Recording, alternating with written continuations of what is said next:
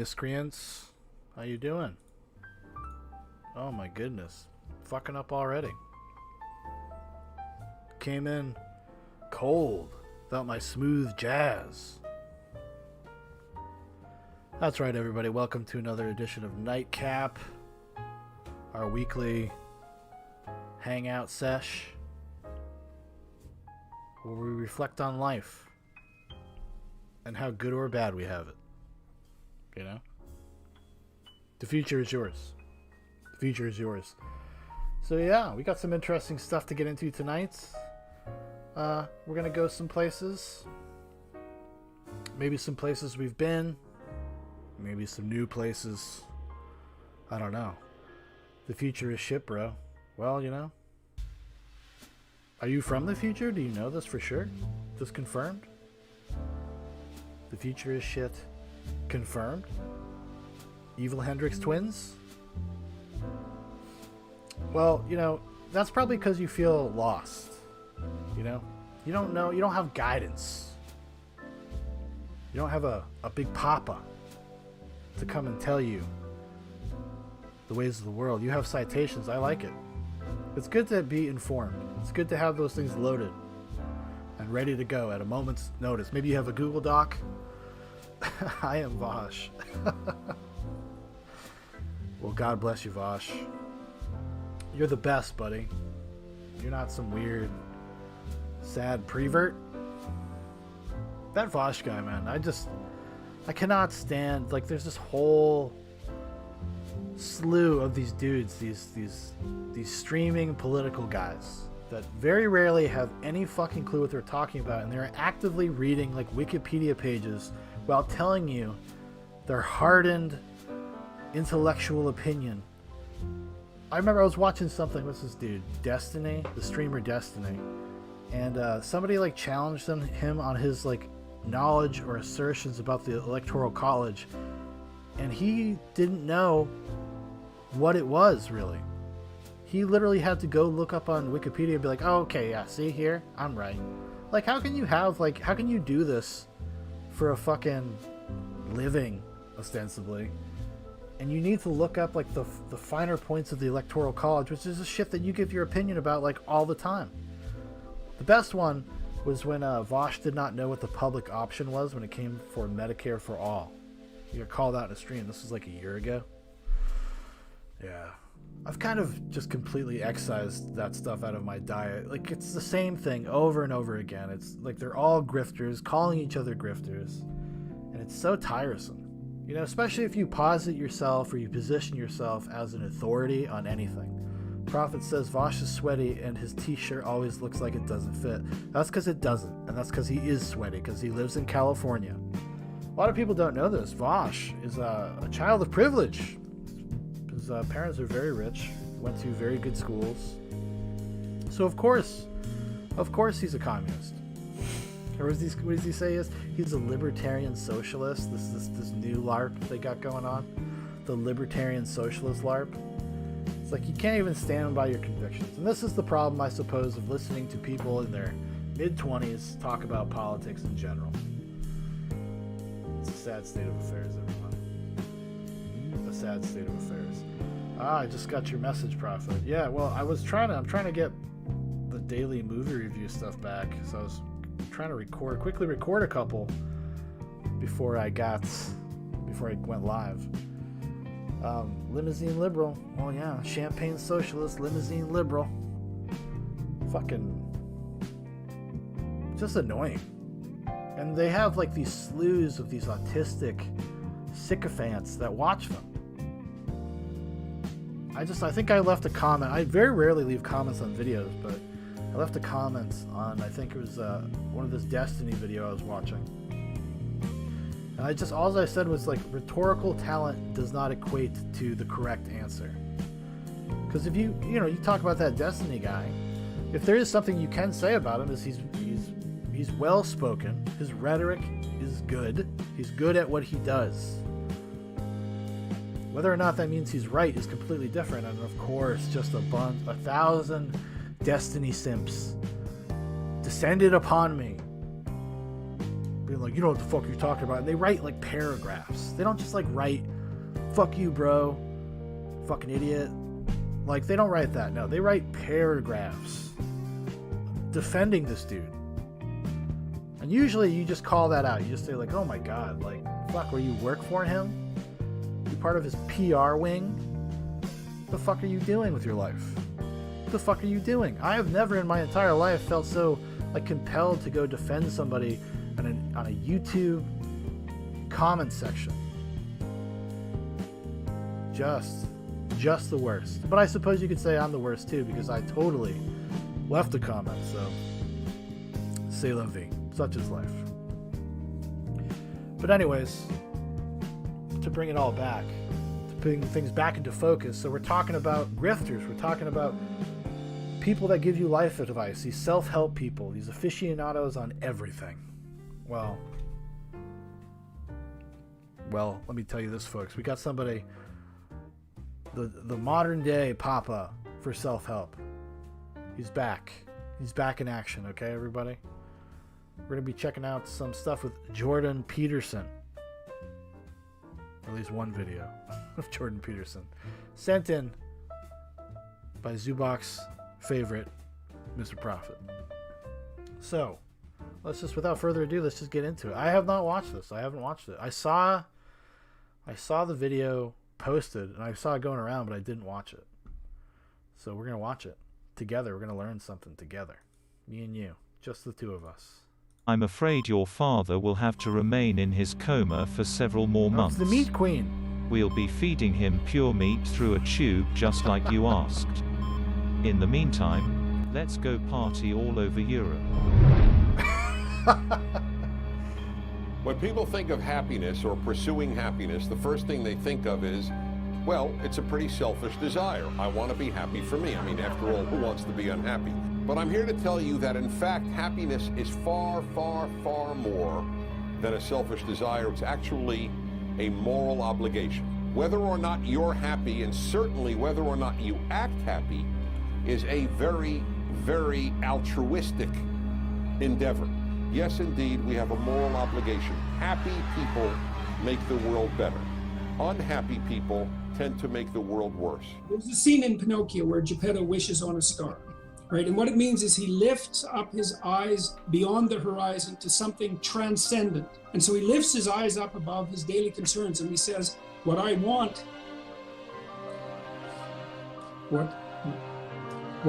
more than anything else is that my creation will become a genuine individual, right? It's a heroic gesture because it's so unlikely, and that catalyzes the puppet's transformation into a real being, and we start as puppets. And so the trick is to get rid of your goddamn strings. I want to be like you, Mr. Peterson. I gotta say, this is impressive. This is better than I could have ever hoped for, honestly. It's got all of it. It's got all the inside baseball already. This is very impressive. Please tell me how to live. I want to get into this because this is Do you see that? Do you see that? That's that bird-looking thing, the Skeksis-looking motherfucker. That's you, Evil Hendrix. That's what you need. I think this is a fascinating thing with you personally. Your diet. You're on this carnivore diet now. This is what, I mean, what's fascinating to me is I haven't heard any negative stories about people doing this. Well, I have a negative story. Okay. Okay. When we restricted our diet and then ate something we weren't supposed to, the reaction was absolutely catastrophic. What did you do? I love it. I love it. He's morphing into the Cro-Magnon man. What did you switch to? Well, the worst response, we had some apple cider that had sulfites in it, and that was really not good. Like, I was done for a month. You were done for a month? Oh, yeah, it took me out for a month. It was awful. Apple cider? Like, what was it doing? Sulfites in it. What was it doing to you?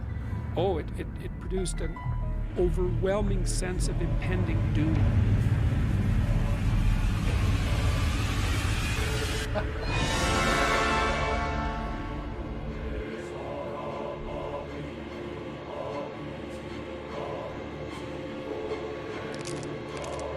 Come on over here.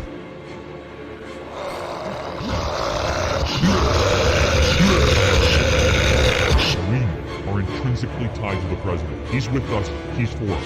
If you love birds, you'd never want to walk under a windmill because it's a very sad, sad sight.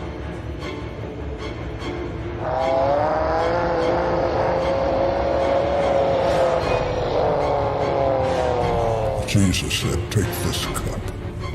This is my blood of the new covenant.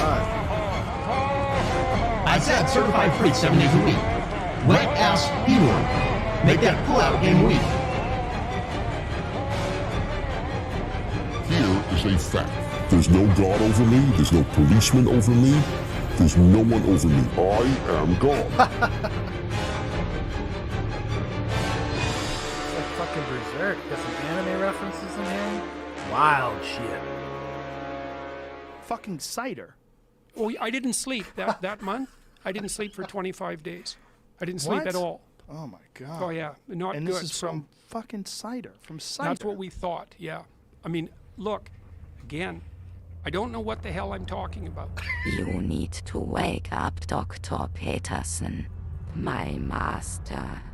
Please wake up for us. We are so lost without you.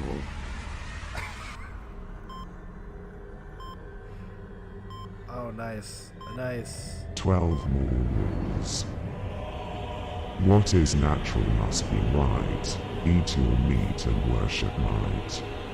Stand up straight, listen carefully, accept your place within the hierarchy. Pinocchio. My boy. My brave little boy. Clean your room, pray to God, obey your lords with 12 new rules. Pinocchio! Oh, Pinocchio! Think of all the cash, think of all the suits. Don't you think the world needs 12 more rules? You watch what you say, and you will find out What is some natural things you must say be make you come right. apart, Eat your make you meat fall and apart. worship It's a might. feeling of chaotic Stand up weakness and straight, dissolution. listen It's carefully, a sense of accept self-betrayal. your place And then within if the you hierarchy. tell the truth, that pulls you together and strengthens you. 12 more rules. 12 more rules. 12 more rules.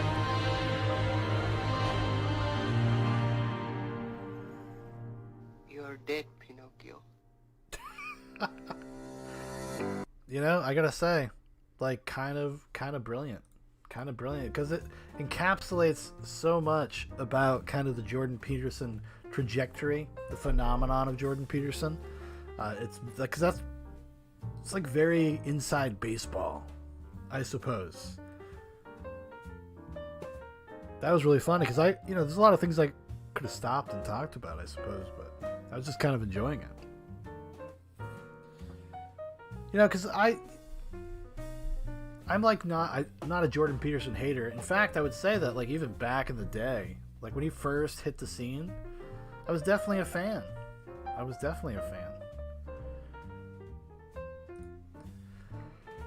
Not to say that I guess I'm like not a fan now.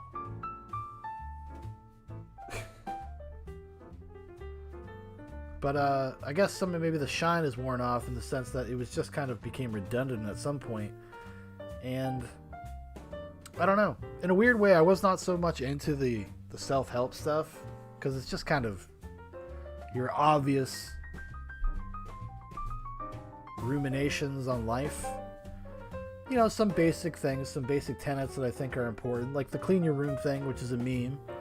It's an important thing to consider, I suppose. In a meta sense. But yeah. Oh wow. What else has this guy got? Tim Pool removes his hat. My goodness. Elon Musk unveils Neuralink. Joe Biden calls Raiden. Charlie Kirk descends into madness.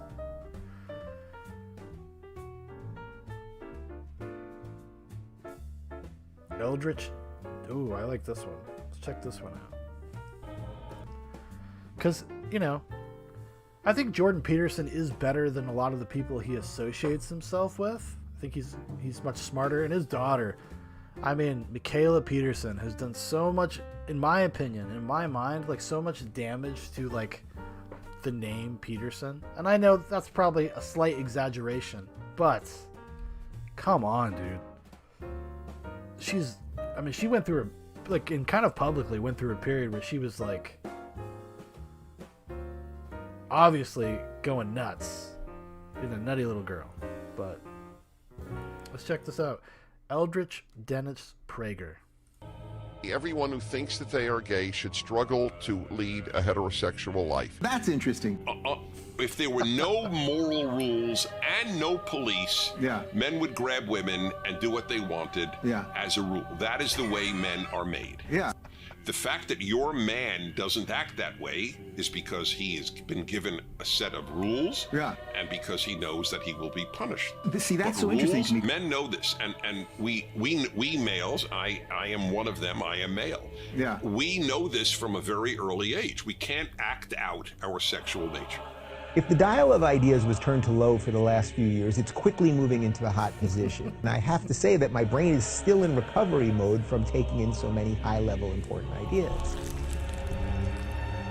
My life is devoted to fighting evil. I want to destroy evil. Yeah. This is really critical. If there's no God, there's no good and evil. There are only opinions about good and evil.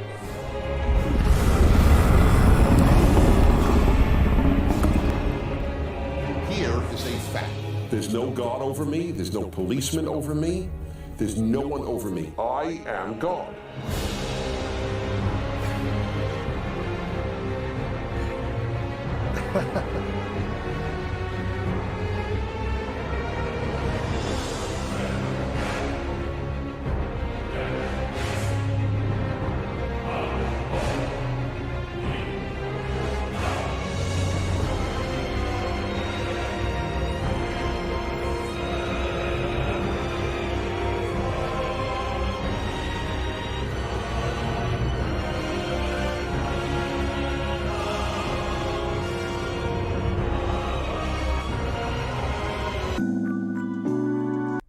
Another solid video from this dude. Eamon Animations. Eamon Hawk. You should check it out. Check out his channel. Good stuff, man. Really gets down to the heart of it. Hopefully, I hope he's not like, seems like I was looking at his videos, probably kind of like a slightly like a partisan hack. Because there's a lot of room for that shit to go around to everybody. But I would say right now, because it's become kind of just like an industry, it's become a little cottage industry, is like the right-wing grift, the conservative grift. People like Dennis Prager, Dave Rubin turns into one, where they take this idea of like being a centrist and they just fuck it into the dirt, because they just say, well, centrist really just means right. They all gravitate that way. They get so invested in the cultural war that they feel like it's like a moral imperative to just skew right. Because at this point, I mean, you watch like a Dave Rubin video, I mean, that's just PragerU Rand Institute talking points, just unabashedly. It's not even like he's not hiding it anymore. At least I could say that, though. If you want to say, to say something nice about David Rubin's, is that it's pretty transparent. I don't think he's really trying to hide it. He's so intolerant of other people's ideas. He just doesn't understand, like, why would somebody not think like I do now? I've had this life-changing experience over the past few years dealing with the progressives and the left. Why don't you just see what I see? Because he's very dismissive, and he gets into like these little bitchy fights on Twitter and stuff every once in a while. I'll see blocks people, bans people. A lot of people that have been on his show in the past basically disavow because he has become a little bit of a grifter. And I guess the first notice of that would have been back in the day when he was like joined forces with Charlie Kirk and Candace Owens, and they'd go on like these college tours. And he was still, trying. He was trying to be a facilitator, trying to be open-minded. But it was shortly after that where he had so many bad experiences, because he had bad experiences just by association. I mean, everybody's just like, oh, you platformed this person, or you talked with Candace Owens and Charlie Kirk, you must be some sort of monster. And that totally, I guess, I don't know what the word is, red pilled, black pilled. Say they almost black pilled that dude. But hey. What else we got here? This, in terms of Jordan Peterson-esque comedy, okay, this is my favorite. This is my favorite one. Somebody, this is, Jordan Peterson talking about the nature of the Burger King. Okay, so Burger King, that name is so bloody complicated. It took me like 3 months of non-stop thought to figure this out. Well, you look at it and you can say pretty confidently, king, that's actually an instantiation of a patriarchal mode of being, isn't it? It's like that's the typification of a fatherly figure that exists at the top of all possible dominance hierarchies. I guess that'd be a good way to describe it. But it's not a king per se when you go to Burger King. It's the instantiation of an individual as necessarily being the embodiment of the transcendent ideal of a king. It's a king as such. The typified aspect of kinship as such is inexorably tied up with the word. And what does a typified father figure do? Well, he provides, doesn't he? He provides food and shelter and burgers. Well, yeah, that's bloody well right. It's a king who provides burgers. Exactly. You know, when Alexander Solzhenitsyn was in the gulags, he thought about food a lot. And there they were given 10 ounces of bread a day. And that's like your food for the day. And that's it. And one of the things he tried to puzzle out is in what ways life up until that point had been complicit in producing the Soviet state.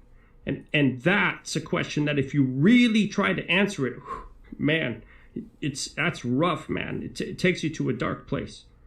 So I think, well, no, I'd better not. I don't have enough information to answer that competently. All I can say right now is the degree to which we preside to patronize fast food restaurants that aren't instantiations of a sovereign ideal. It may have a bigger effect than we think. You know, the world's a funny place and it's a lot more connected than we understand. And, well, yeah, that's all I can say about that right now. Yeah, so there you go. I remember the first time I heard that, I honestly, because I heard it without, looking at a screen or whatever. So that is not really Jordan Peterson, obviously. But it definitely kind of, I don't know, it made me really start thinking about some of this stuff, because I think it's easy to think that, oh, you found somebody who speaks very profoundly, everything's very complicated, really gets into the nitty-gritty, to the meat of everything, the story of life.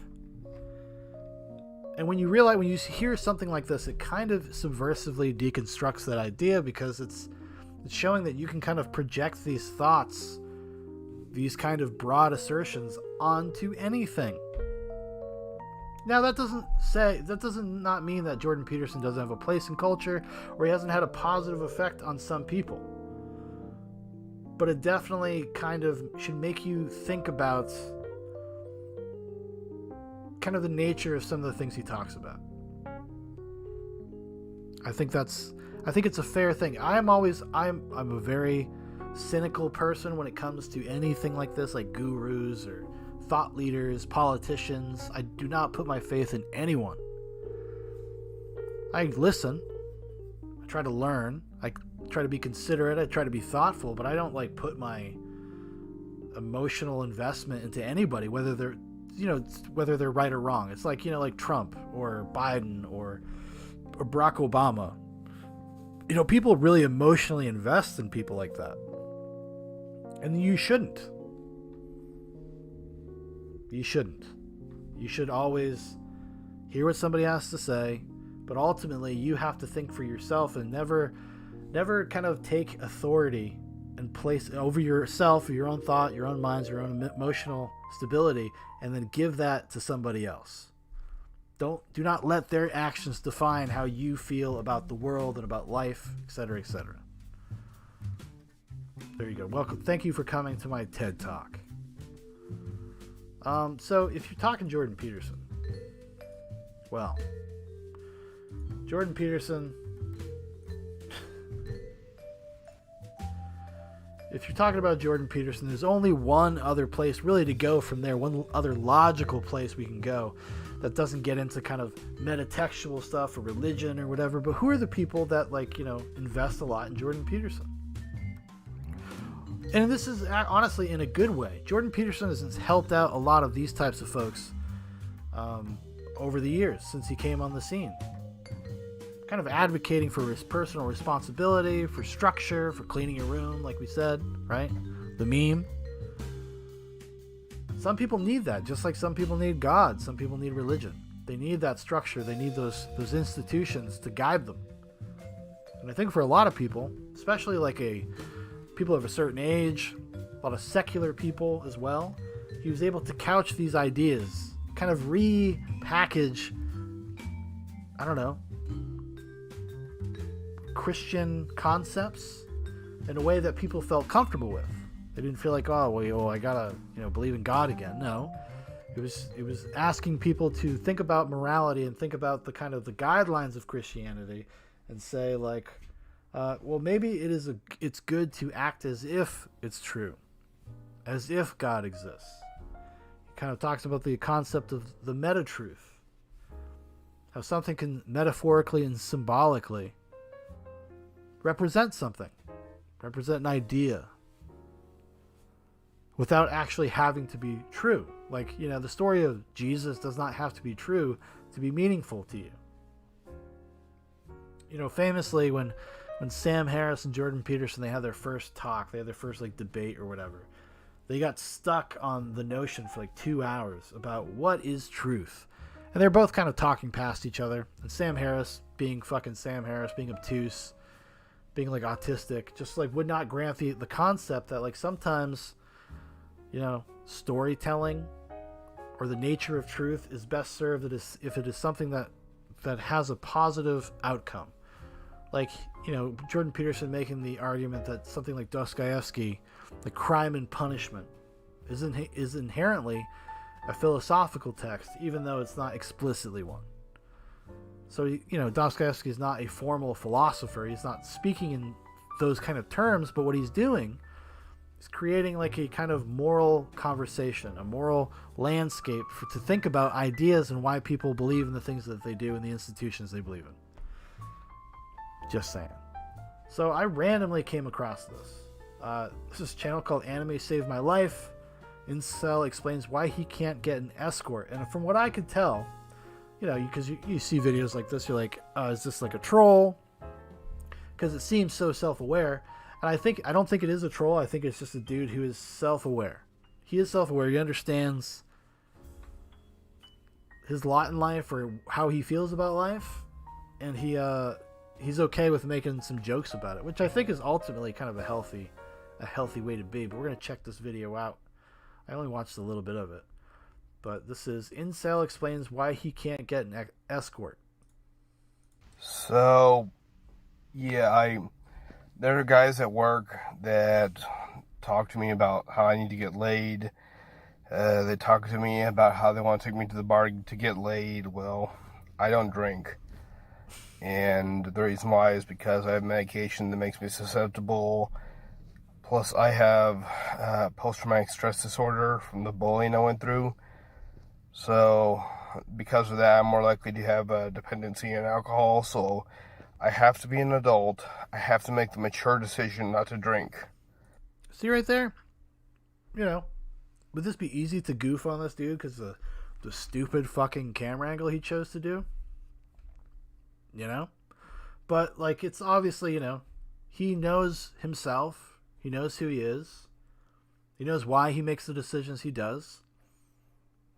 There's a method to his existence that I can respect, I can appreciate. And I'm sorry if you don't like it, but that's just what I have to do. It's my decision, and I've made it, so I'm not going to drink. So then the question becomes about hooking up with a drunk girl. Well, I mean, it's what if she makes fun of my little friend? I went through years of girls in grades 9 through 12 publicly making fun of my little friend for the entertainment of small crowds. My own mother made fun of my Johnson. So it's like, that's a great concern for me. Then they mentioned possibly getting a prostitute. Well, that's awful. See, that's like a sad. What makes it really sad though is the self-awareness. It's kind of just knowing, like, you know, having the wherewithal to understand what is happening and why it's happening. It's kind of tragic. The problem with that is I regularly donate platelets at the Red Cross, and platelets go to cancer patients, and they have a very short shelf life. Once they put the needle in you, they have 7 days to give to that person, and 2 of those days are taken up by testing. So that's really, really only 5 days to get to someone with a matching blood type. And what's especially bad about it is if you do have sexual contact with a prostitute, it's like, that's a 3-month deferral, assuming you were honest, because if you are not... I gotta tell you, very respectable dude. Not thoughtless, not helpless, right? So I think from what I saw, I kind of looked at the other kind of videos this dude makes on his channel, and he does kind of vlogs. I think he has a series called The Road to Chad, which was hilarious. But actually thinking about like kind of the things he does, he's like, well, I donate blood. If I have sex with a prostitute, it might compromise my ability to do that. Kind of respectable, you know? Honest, you could give a sexually transmitted disease to someone with a weakened immune system. You could. And you might think, well, what if you wear a condom? Well, condoms aren't 100% effective. They're, 97% effective or something, but that's just for pregnancy. It's not for disease. There's no statistic for how effective they are preventing diseases. So, yeah, it's important to wear a condom, but, it's not 100% effective. So you really need to be honest if you do. You need to be honest with those questions asked the Red Cross. So he goes up to the Red Cross. He says, sorry, guys. Can't donate blood this month. Banging prostitutes. Pound it. Say I am honest. That's an automatic 3-month deferral. And let's say if I do catch something like syphilis, well, that's an antibiotic regimen. So while I'm on the antibiotic regimen, I can't donate. And then as soon as the antibiotics are done, which however long that is, I don't know, 3 months, 6 months. There's something to think about. So he talked about, girls at school and high school and stuff making fun of his micro penis, his small penis. His mother joined in, made fun of his penis.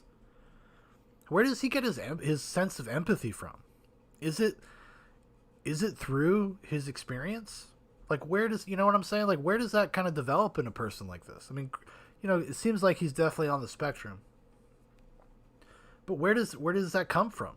How is he not some sort of hateful, spiteful, MGTOW-ish piece of shit? I mean, piece of shit, like, kind of broadly, colloquially. Like, how does that not happen? Like, to have the level of sensitivity that, like, I try to do this good thing for cancer people that have cancer, and if I have sex with a prostitute, it could compromise that. Now, on the flip side of that, is that a rationalization? Is that, like, the coward's way out? Like, where does that come from? It's kind of interesting to think about, because we're always taught about kind of the nature versus nurture side of these things. And I kind of maintain I think it's a little bit of both, honestly. Maybe a lot of bit of both. I think most of like your behavior is probably determined by nurture, but I think nature, your gene pool, stuff like that actually does come into play. But I don't know. Let's see. Let's continue on. I don't know how long, but however long it's going to be. Once those are done, that's another 1 year waiting, assuming I don't get any other antibiotics before I can donate again. So, since you can donate every week, and they recommend every other week, and you can donate a maximum of 24 times a year, I believe they said, Even if I don't max out on donations, I would possibly be missing out on giving. Throughout that period, if I do catch something, I could end up, denying cancer patients 20 plus treatments. Maybe more, because I give 2 units every time I donate. So, we're at 20 to 30 cancer treatments to patients just because I want a few minutes of pleasure. It's not right. I could very well be endangering people just because I wanted to use a prostitute. It's just not right. It's not a good thing to do. Well, you just wouldn't donate blood. Like you said, I understand that's his problem, is that he doesn't want to deny these people of his help. But, you wouldn't actually be exposing them to venereal diseases because you just wouldn't donate. To do. So, yeah, I'm not going to do it. And even though people pressure me, I might have to say no. I'm going to have to stay an incel. And, if I'm an incel, I'm an incel, but at least I'm saving lives, At least I'm out there giving platelets to people, because most people won't. There are people who won't because they don't want to stay in that chair for 2 or 3 hours. There are people that can't stay still for that long. There are people that don't have the time. But I'm one of the people who will stay in that chair for 2 or 3 hours with a needle in my arm, because I'm out there saving lives. And if that means I can't have sex, then that means I can't have sex, but at least I'm saving lives. So, suck it. Perfect ending as well. Yeah, I respect this dude. I respect where he's coming from. In a sense, I think some of that is it's like obfuscation, so that he doesn't actually have to engage with sex, because he's probably afraid. He's probably nervous. Path to Chad Day 18. I'm considering live streams. So yeah, he definitely has autism. He seems like an advocate to some degree of overcoming autism, wandering. Cooking for Incels episode 2. Cooking for Incels episode 1. Cheesy green chiles. Let's check out one more video of this dude. Path to Chad Day 6. Coming out of the dark. Coming out of the dark. Let's see here. Whoops. Hey everyone, as far as why I didn't upload the past 2 days, what's going on at work is our workload is insane lately. Manager's upset. He's upset with coworkers and myself. It's causing me a lot of stress.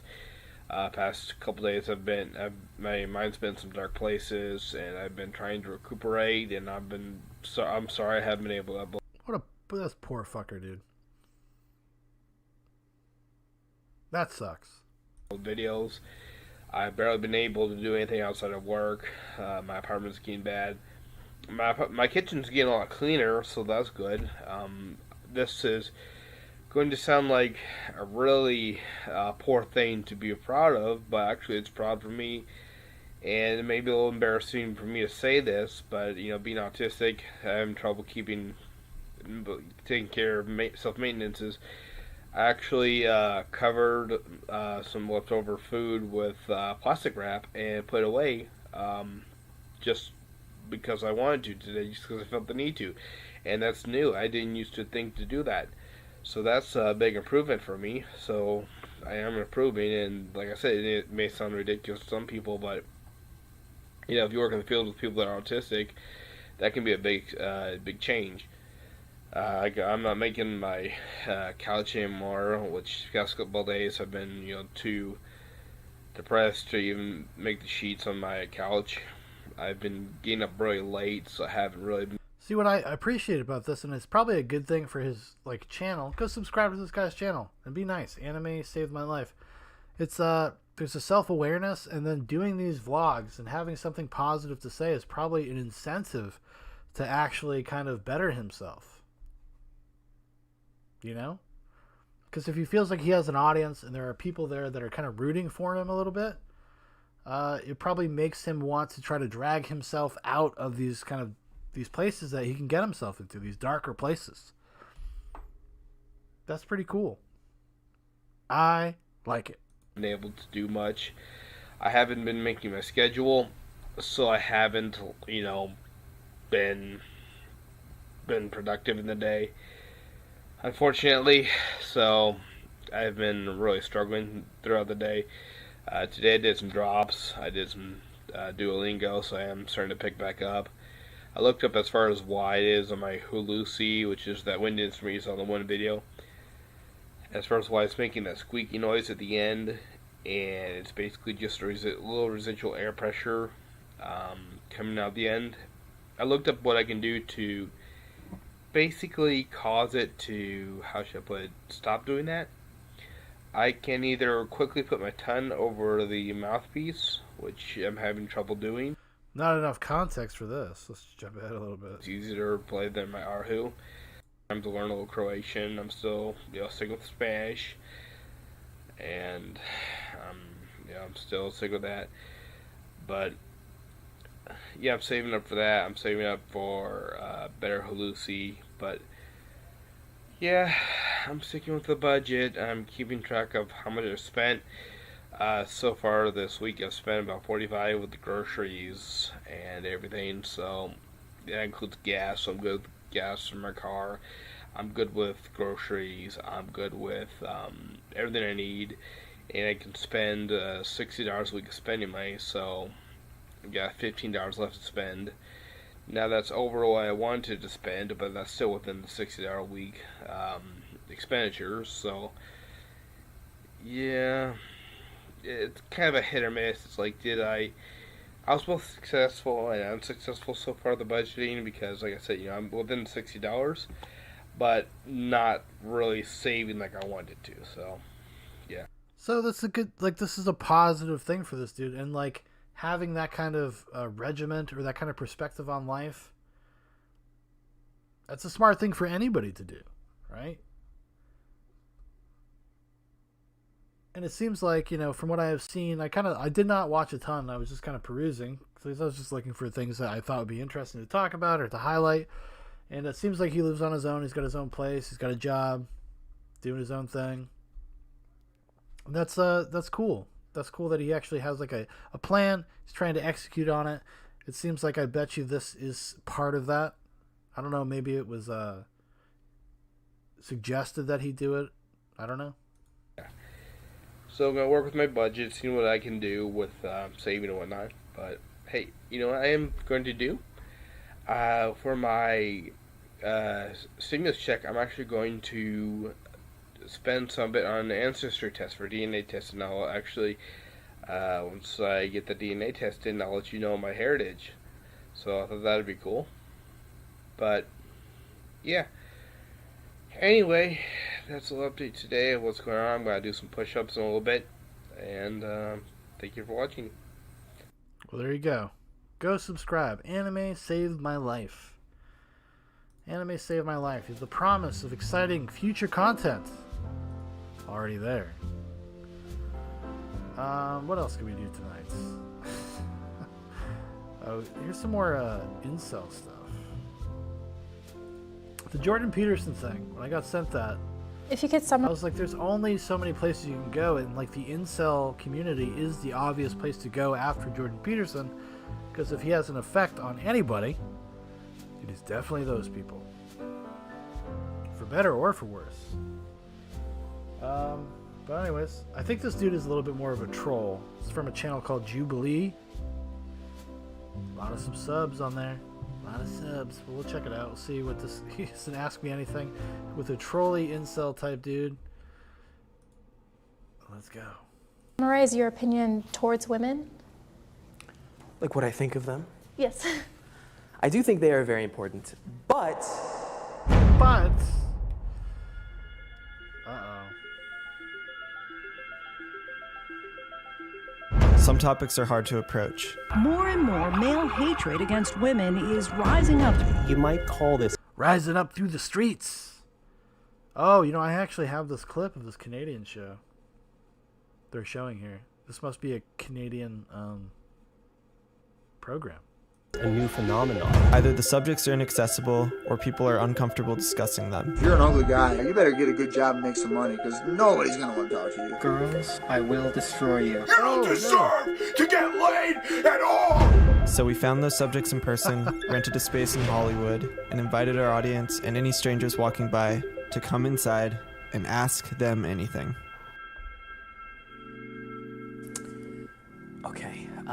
Hey, I'm Brendiel. I also go by Derek. I'm an incel, and I'm here to answer.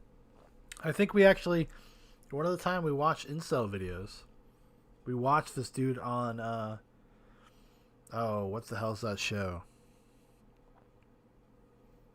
I can't remember what it was called, but we watched something where he was fatter. So either he gained weight or he lost weight. With, what, Jesse something or other? Answer people's questions about the topic.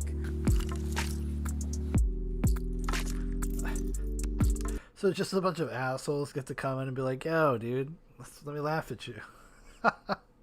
Hey, man, you know? I can start. Hi, how are you? Why are you so gross? Hi, I'm good. So you're an incel? Yes. Why would you ever sign up to do this? I suppose I would want to give more of a positive light on this community, which is a very negative light upon it. Okay, and do you think that's a good thing? Yes. Why is that? Because a lot of the boys in this community aren't bad people. But you acknowledge that a good handful of them are, right? Not a good handful, I'd say a small handful. Who? Like, what a dumb fuck. Like, what a unsympathetic, just like dumb fuck. Like, what a fucking weird question to ask. Like, oh, this is still something I know about. I don't know anything about it, but you guys are all bad, right? You guys are bad people, right? It's like, man, you gotta be some kind of a fucking asshole to even have that perspective going in. Like, you think if you're gonna come in, you're gonna ask somebody some questions, like maybe like have a better entryway. I don't know. Hurt you, or what happened? What event sort of catalyzed this way of thinking and you getting into this kind of... Those fucking pants. You can't see at home. That outfit, lady. That's what turned him into an incel. It was that outfit. Research. It was that fucking Mountain Goats t-shirt. Girls liking the Mountain Goats turns boys into incels. Society. Do you hate women? No. No. No. Do you have a female role model in your life? A female role model? Yeah, like a mom or an aunt or a friend? I mean, I love my mom. I wouldn't necessarily consider her a role model, but I do love her quite a bit. If a woman was elected as president of the United States, how would you react? I don't know. It probably would depend on the woman. I probably wouldn't be supportive of it, honestly, but. Why do you say that, if you don't mind me asking? I do think that men should be the leaders and women should be the caregivers and the loving support. This is like a stereotypical like incel insight into the world, because they don't know. They don't know. They exist in little bubbles. But I think the idea that like they just come in like that question specifically, obviously, kind of very current year type of question. Just kind of funny. But the fact that he takes the bait, you got to give him credit. He's honest about it. Supporting and the teachers in some cases. Since women of color or just women in general have been oppressed by certain systems and other oppressed communities, especially the LGBTQ+, all those don't really fit with the spectrum that incels or you have been talking about. So why do you think your method of thought would help fix what we have today? I probably wouldn't view the things that you might view as oppression as oppression. I have a feeling. I would view it more as how we treat children that we love. We control them, but we control them lovingly, not as a slave, not as we're forcing them to do things against their will. I would view it more as a loving domestic thing in the past. And I would say that if we were to do it in a civilized way, maybe in a more, even a Christian way, even though I'm not really advocating for a certain religion or ideology, I would assume that women would probably be happier. And I wouldn't just assume that blindly, I would assume that based on the data that I have seen. What data have you seen that has brought you to this conclusion? Big data, lady. Because I'm now curious where I can get this data from. I couldn't reference it offhand, but I believe there was a study that I can't remember the name of it off the top of my head. Okay. What do you think it is about liberal areas that create behavior in women that you think is a problem? Promiscuity leads to increased standards in more primitive aspects, such as looks, and that typically... So, like, I don't think you need to agree with this dude is saying, but if you're there to listen to a person's answer perspective, like the smug dismissiveness just in the beginning of the answer before you've even heard them, like this person's not there to like listen and understand. This is a form of laughing at somebody, right? So even though this is set up as like, oh, I'm an incel, ask me anything, this is trying to reach out, trying to understand. It's not trying to understand. It is a term. It's a form of virtue signaling. It is a form. It's completely performative, and they don't really care because they have assumptions about what he's going to say, and sometimes he delivers on that, and sometimes he probably doesn't. But I don't know. I guess we probably have to see the raw footage to know. makes it harder for some people to find a relationship, including sometimes good-looking people. Like, there's guys who are much better looking than I am who are having a really hard time finding someone in a place like LA or in London or in Auckland, New Zealand, but they probably would have a perfectly fine time finding a woman somewhere else. So you think that promiscuity is the problem, and if people were more monogamous and more withholding, that would sort of fix... Monogamy equals being withholding. Now that's not true, right? That's not what monogamy means. Monogamy basically implies commitment. You know, there's clearly a double standard between men and women in terms of promiscuity. That's an obvious thing in terms of culturally how we view it. But to suggest that is a good thing necessarily for anybody, for either sex, for either gender, whatever you want to call it, is probably a little retrograde in terms of thinking. I think people don't understand social evolution and the importance of it and how it is we socially evolved to survive. One of those survival mechanisms was probably the nuclear family. Part of that being monogamy, because these are not things that have been constants throughout human history. It took us a long time to get there. But I digress. Society? Yeah, I suppose people were more traditionalist. There have been a few mass shootings in the past where these shooters actually stated that they were incels or were radicalized by online incels. What do you think about their actions? I condemn their actions. I don't believe I don't believe violence is the solution. I don't believe attacking random people is going to fix anything, whether they're, women or men. I do think that the reason why they committed those actions was probably because of out of desperation or out of, mental problems that probably could have been prevented had the right support was in their community, in their household. If people saw what they were posting and saw what they were experiencing in life and did something to help them. Was there like a pivotal moment? Which a lot of times when I talk about or think about these guys, or I see documentaries or whatever, that's what I think about. I think about this idea of this weird cultural demonization we have of lost people, like a lost generation of young men. Immediately, they're just the fucking worst. The society has to say they're the worst. They're all terroristic and they fucking hate women. Because a lot of these people, they're fucking kids. They're not like adults. Granted, there are some adults in there. And those guys do some real damage to these young dudes. That's why it's important when you find people like this in your life to reach out to them, to talk to them, understand where they're coming from, be sincere in it too. Don't be smug. Don't be dismissive. Doesn't mean you have to agree with them. Doesn't mean you have to share their worldview. But at least try to understand it. Be Jordan Peterson. In your life, like a straw that broke the metaphorical camel's back? It's constant years of rejection, no matter who the person was, constant years of rejection in other aspects of my life. It did kind of push me towards more, I suppose, radical beliefs, but I suppose they're only radical, but they're more just old beliefs, really. No, it sounds like I had another like metaphor, like death by 1,000 cuts. You know, it's not like one pivotal moment, but it sounds like a bunch of things built up over time. Yeah. One of the common criticisms about the incel community is that you feel entitled to sex or intimacy. Do you believe that you deserve sex or intimacy from a woman? I think everybody at some level deserves someone that loves them and, you know, respects them, as long as you are also loving and respectful towards that person. You know, they're an equal. You know, you're not like seeking someone beyond yourself. You know, you don't have like too high standards, I suppose. You know. If you can tell the world about, I love how they focus on the one thing in terms of like, oh, as long as you don't have too high standards. The guy's like, what? What? What does that mean?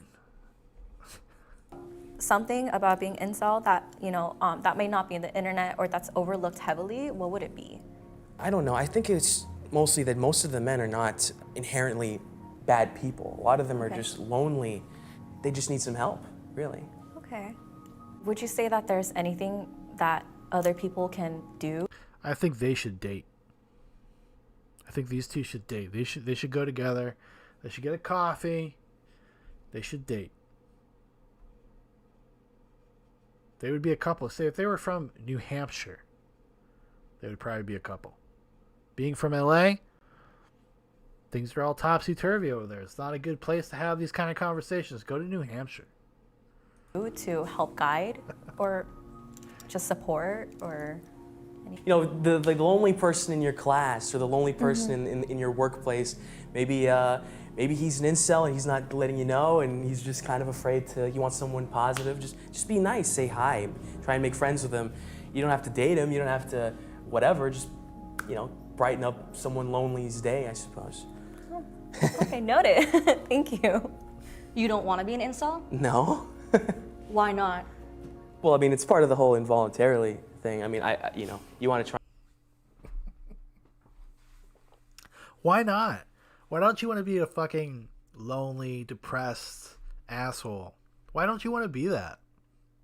Why don't you want to be like that? Why? Like it's a fucking club you join. Like it's not like this desperate move to just find a community when you're completely feel ostracized from society. We're all brainiacs over here.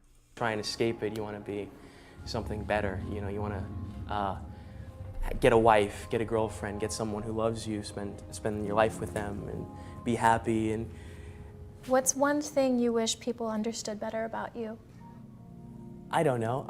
I guess I wish people would recognize how much effort I'm trying, I suppose. Like, you know, I'm working out typically daily. I've lost over 100 pounds. I'm out there job hunting actively. I don't think people recognize how much effort the incels in general try to put into bettering themselves. I would say, you know, people don't recognize their effort. They just assume that they're all like lazy and sad and angry at women and just giving up and things of that nature, I suppose. Okay.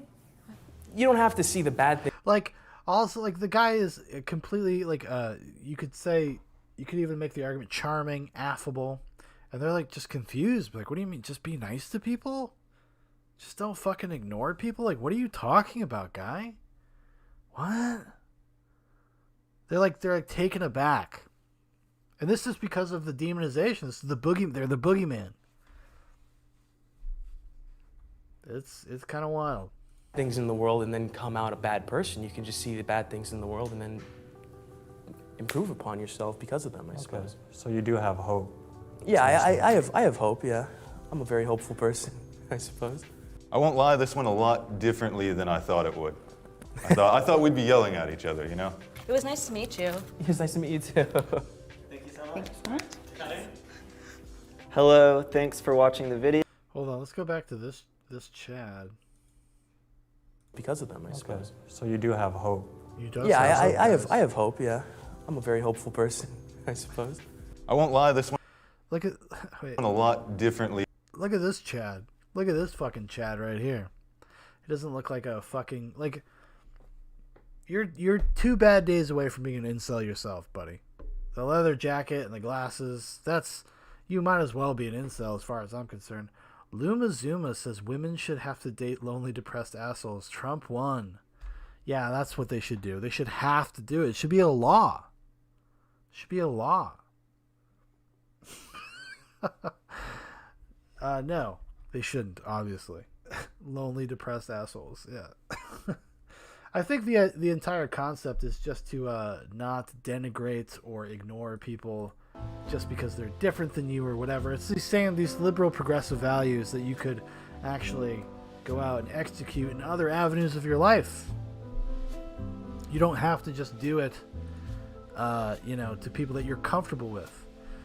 Now, that does not mean that all of those people are angels or they're saints or whatever, but I think there's a lot of weird fear-mongering around people like this. As people... it's like one of these things. It's like we don't judge like groups of people or society in general based on the actions of a few. That's not a good way to make our decisions. But anyways, so actually I have the clip. There was a clip shown in the opening of that video of this Canadian news network talking about incels and everyday misogynistic hate.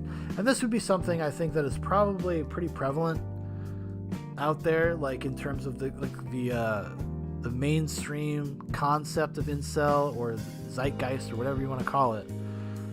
It's things like this. So let's take a look at it. I have not watched it. Let's just take a look at it, because it'd be interesting. What is like a panel show? What is like a normal news panel show, even in Canada, have to say about the life of the incel? People talk about incel. It made me wonder, you might call this a new phenomenon, but is it really new, and is it any really different than the type of misogyny that we have seen for decades? It's not. And I think that's a really important thing that we need to make. Even when using the word incel all the time, I want us to actually use the word misogynistic hate. See, that's the thing. Like, see, this is what I'm talking about. This is what I'm talking about. So you have just like lonely weirdos. Lonely weirdos. And this is just to further ostracize them, and then it's going to drive them further underground. It's going to further drive these opinions, because like I said, I've said 1,000 times, a lot of these people are very young. They're not adults. Sometimes they don't have fully formed brains or thoughts or whatever about the world. And it seems a little weird to do this, to be just so broad strokes with any community, with anybody, to act this way. Like, these are people that like the whole cry for attention thing. Everybody cries for attention in different ways. This is their form of it.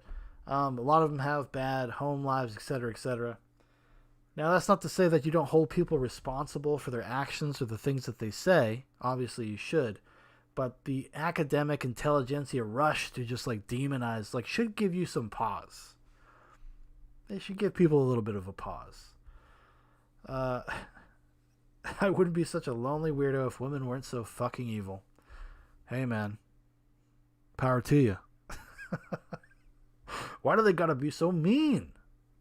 And this is just a continuum of that hate, be it online or in person. Why do you want to use that word specifically? Because I don't think it's easy to kind of make it dismissive almost when you use words like incel. Like, yes, it is a specific group, but is it part of a larger movement of misogyny? Yeah, no, so like this lumping in. So just saying like, oh, if you're an incel, then you're also part of this larger group of misogynists. There is no other way to cut it. No, incel does not mean misogynist. Like, it does not mean you hate women or have a fear of women. It means that some of them, are awkward and weird, and then they ostracize themselves, and they end up in these little weird communities that they find because they can't get laid, they can't get attention, etc., etc. They're awkward people. So is there a segment of them that are misogynist, and do they, on a long enough timeline, all become misogynists? I don't know. I guarantee you there definitely are some, and a lot of it's uninformed. A lot of it is lack of life experience. It's just shit like this just makes my fucking skin crawl. Misogynistic hate, which is about policing, punishing, and persecuting women, and the idea that people, specifically men, are entitled to women's bodies, our hearts and minds, and have the right to control us. And so we need to have a real conversation about that. And to use the right word there is important because we're naming the problem. What would you say to that, Umberto? I would absolutely agree, and I would say that this is part of a set of... See, because he doesn't want to become an incel, so he has to agree. This woman would never talk to you, Devin, whatever your name is, Roberto. This woman wants nothing to do with you. You look like you smell, buddy. See you in the chat room. Beliefs that many men hold. It's part of what we understand as toxic forms of masculinity, right? So as far mentioned, the automatic belief that men have access to women's bodies should have. So they take a microcosm of something somebody said on a 60 Minutes interview. And I'll guarantee you there are threads on message boards about this kind of stuff, obviously. But there's probably more of these people than you'd think. So, like, to identify this group as this is what they are. This is how they all act. It's such a pedantic game. It's so anti-science, anti-sociology. It's just the bottom of the barrel, dude. It's not even interesting. Have access to sex and relationships and so forth, but other forms of misogyny, such as the use of controlling and dominance, the use of violence and coercive tactics to dominate women. And this is an extreme example of that, but we see examples in our everyday life, and they take form of sexual harassment, they take form of sexual assault in our... When you go up to a woman and you tell her that she's a cutie patootie, that means you own her. You want to own her. You own her body. You own her everything. She is entitled to you. You have staked your claim. So just in case you want to know, you go up to a woman and you say, "Hey, how's it going, cutie patootie?" That means she's yours legally by law. Our homes, in our communities, in our workplaces. So it's part of a much bigger problem that we have. Let's call that, though, because I do want to get deeper into that, because as you say, this is not just about one incident, and again, no direct correlation, but not just about one incident, but it's talking about behavior that manifests in many different ways. Again, there is no direct correlation. We don't have a one-to-one example, but broadly speaking, there is this is what this means.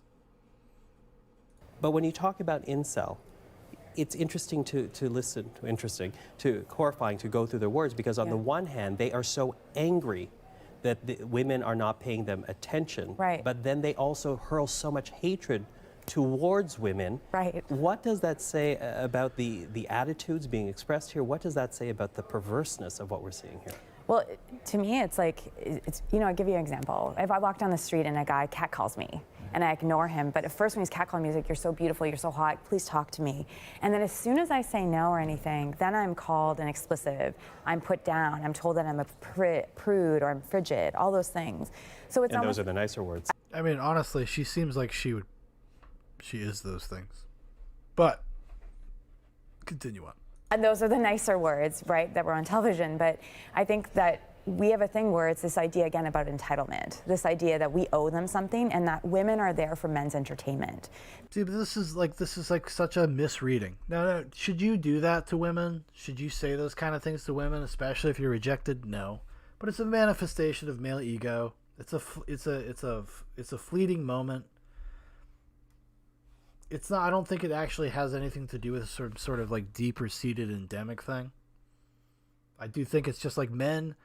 To be a little bit cliche, men can be fragile. Their egos are fragile, especially when it comes to women, which I think is a lot of times what like the incel community deals with.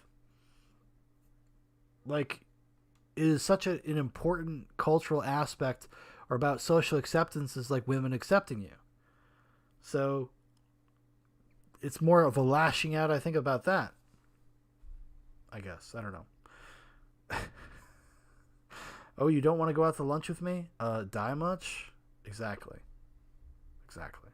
Be it on street harassment, which we know that 70% of Canadian women experience street harassment by the age of 15, 10% by the age of 10. So we know that women are punished, persecuted. Move to the woods. Ain't nobody out there. And policed, both online and in public spaces. And so we need to have that conversation. That's why, no matter what the motive was in this case, I'm actually happy that we're having a conversation with misogyny. Like, even using that word is powerful. Umberto, the White Ribbon Campaign, of course, in part comes out of what we saw at École Polytechnique, the horrific murders of those women. I do wonder, though, because that was before the internet. And when you talk about groups like incel and other misogyny... Like, the softest motherfuckers in the world to come and talk about this. Let's bring on a couple Chads. you know? I mean, she's kind of a Stacy, you know? Seems like that lady gets her way. Like, she doesn't have much experience with not getting her way. I'm just saying. Groups online. They seem to be alone, but they are radicalizing each other in their isolation. Does the internet make it that much harder to call out misogyny and to address it? Prophet says we've had incels. They were monks, eunuchs, and philosophers. Actually, probably pretty true. Like, if you go back, even thinking about that kid that was on that Jubilee thing, where those randos were asking him questions, right? The mind of a philosopher. Kind of deep, he has deep thoughts about things. Maybe not well formed as of yet. He seems like he's a young dude, but clearly not stupid. Clearly not a stupid person, and probably had thought much more deeply about these things than any of the people that had asked him about them. It does when these groups go underground, but we all have an opportunity and a responsibility to call out these behaviors. Oh, call out these behaviors. So when they go underground, I wonder how they go underground. I mean, what do you think causes that? Do you think it's because they're kind of ostracized and banned from every platform with no exposure to the sunlight, as they'd say? I don't know.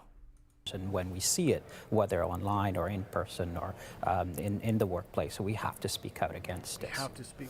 This guy looks like he's going to cry. He's got like tears in his eyes. This is a very intense moment for him. Maybe he just found out that he's pregnant. We're going to take a quick break here, but I do want to get... Look at this guy. Like, would you ever trust this guy about anything? Does this look like a dude you would trust?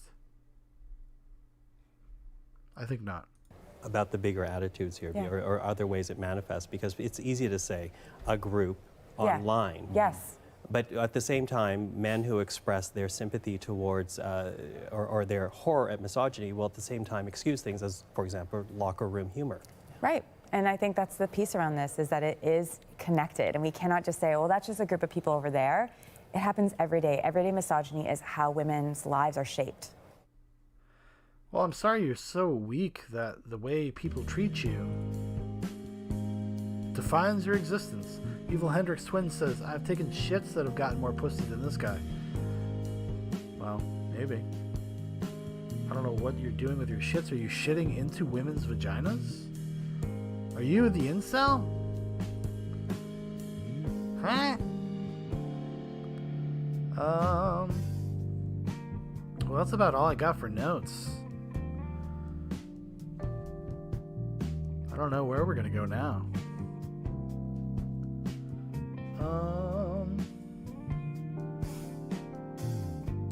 Okay, so former member of incel community speaks out about. I would like to, but that's ABC News. Now, that's a tough nut to crack. We will probably get content.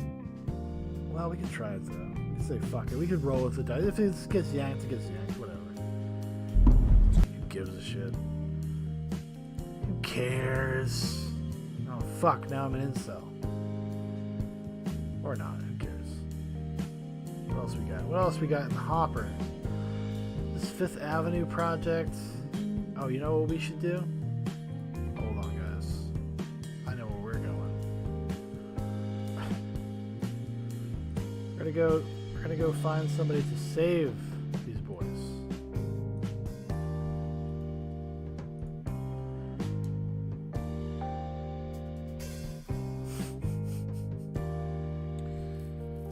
Oh my god, so incels out there, incels. Evil Hendrix. I know you're an incel. Let me help you out. If this gets yanked down, it gets yanked whatever. Me in the shower every morning. Well, listen, we got somebody here to help everybody out. 10 things you should know before choosing a husband. By a trad conservative. Hell! Well, I don't know if she's trad conservative. So, I don't know. Let's see, if you know who this is, you write it in the chat. You let me know. But we're just gonna watch. We're just gonna watch some of this. I've never seen this. We're just fucking winging it now, okay?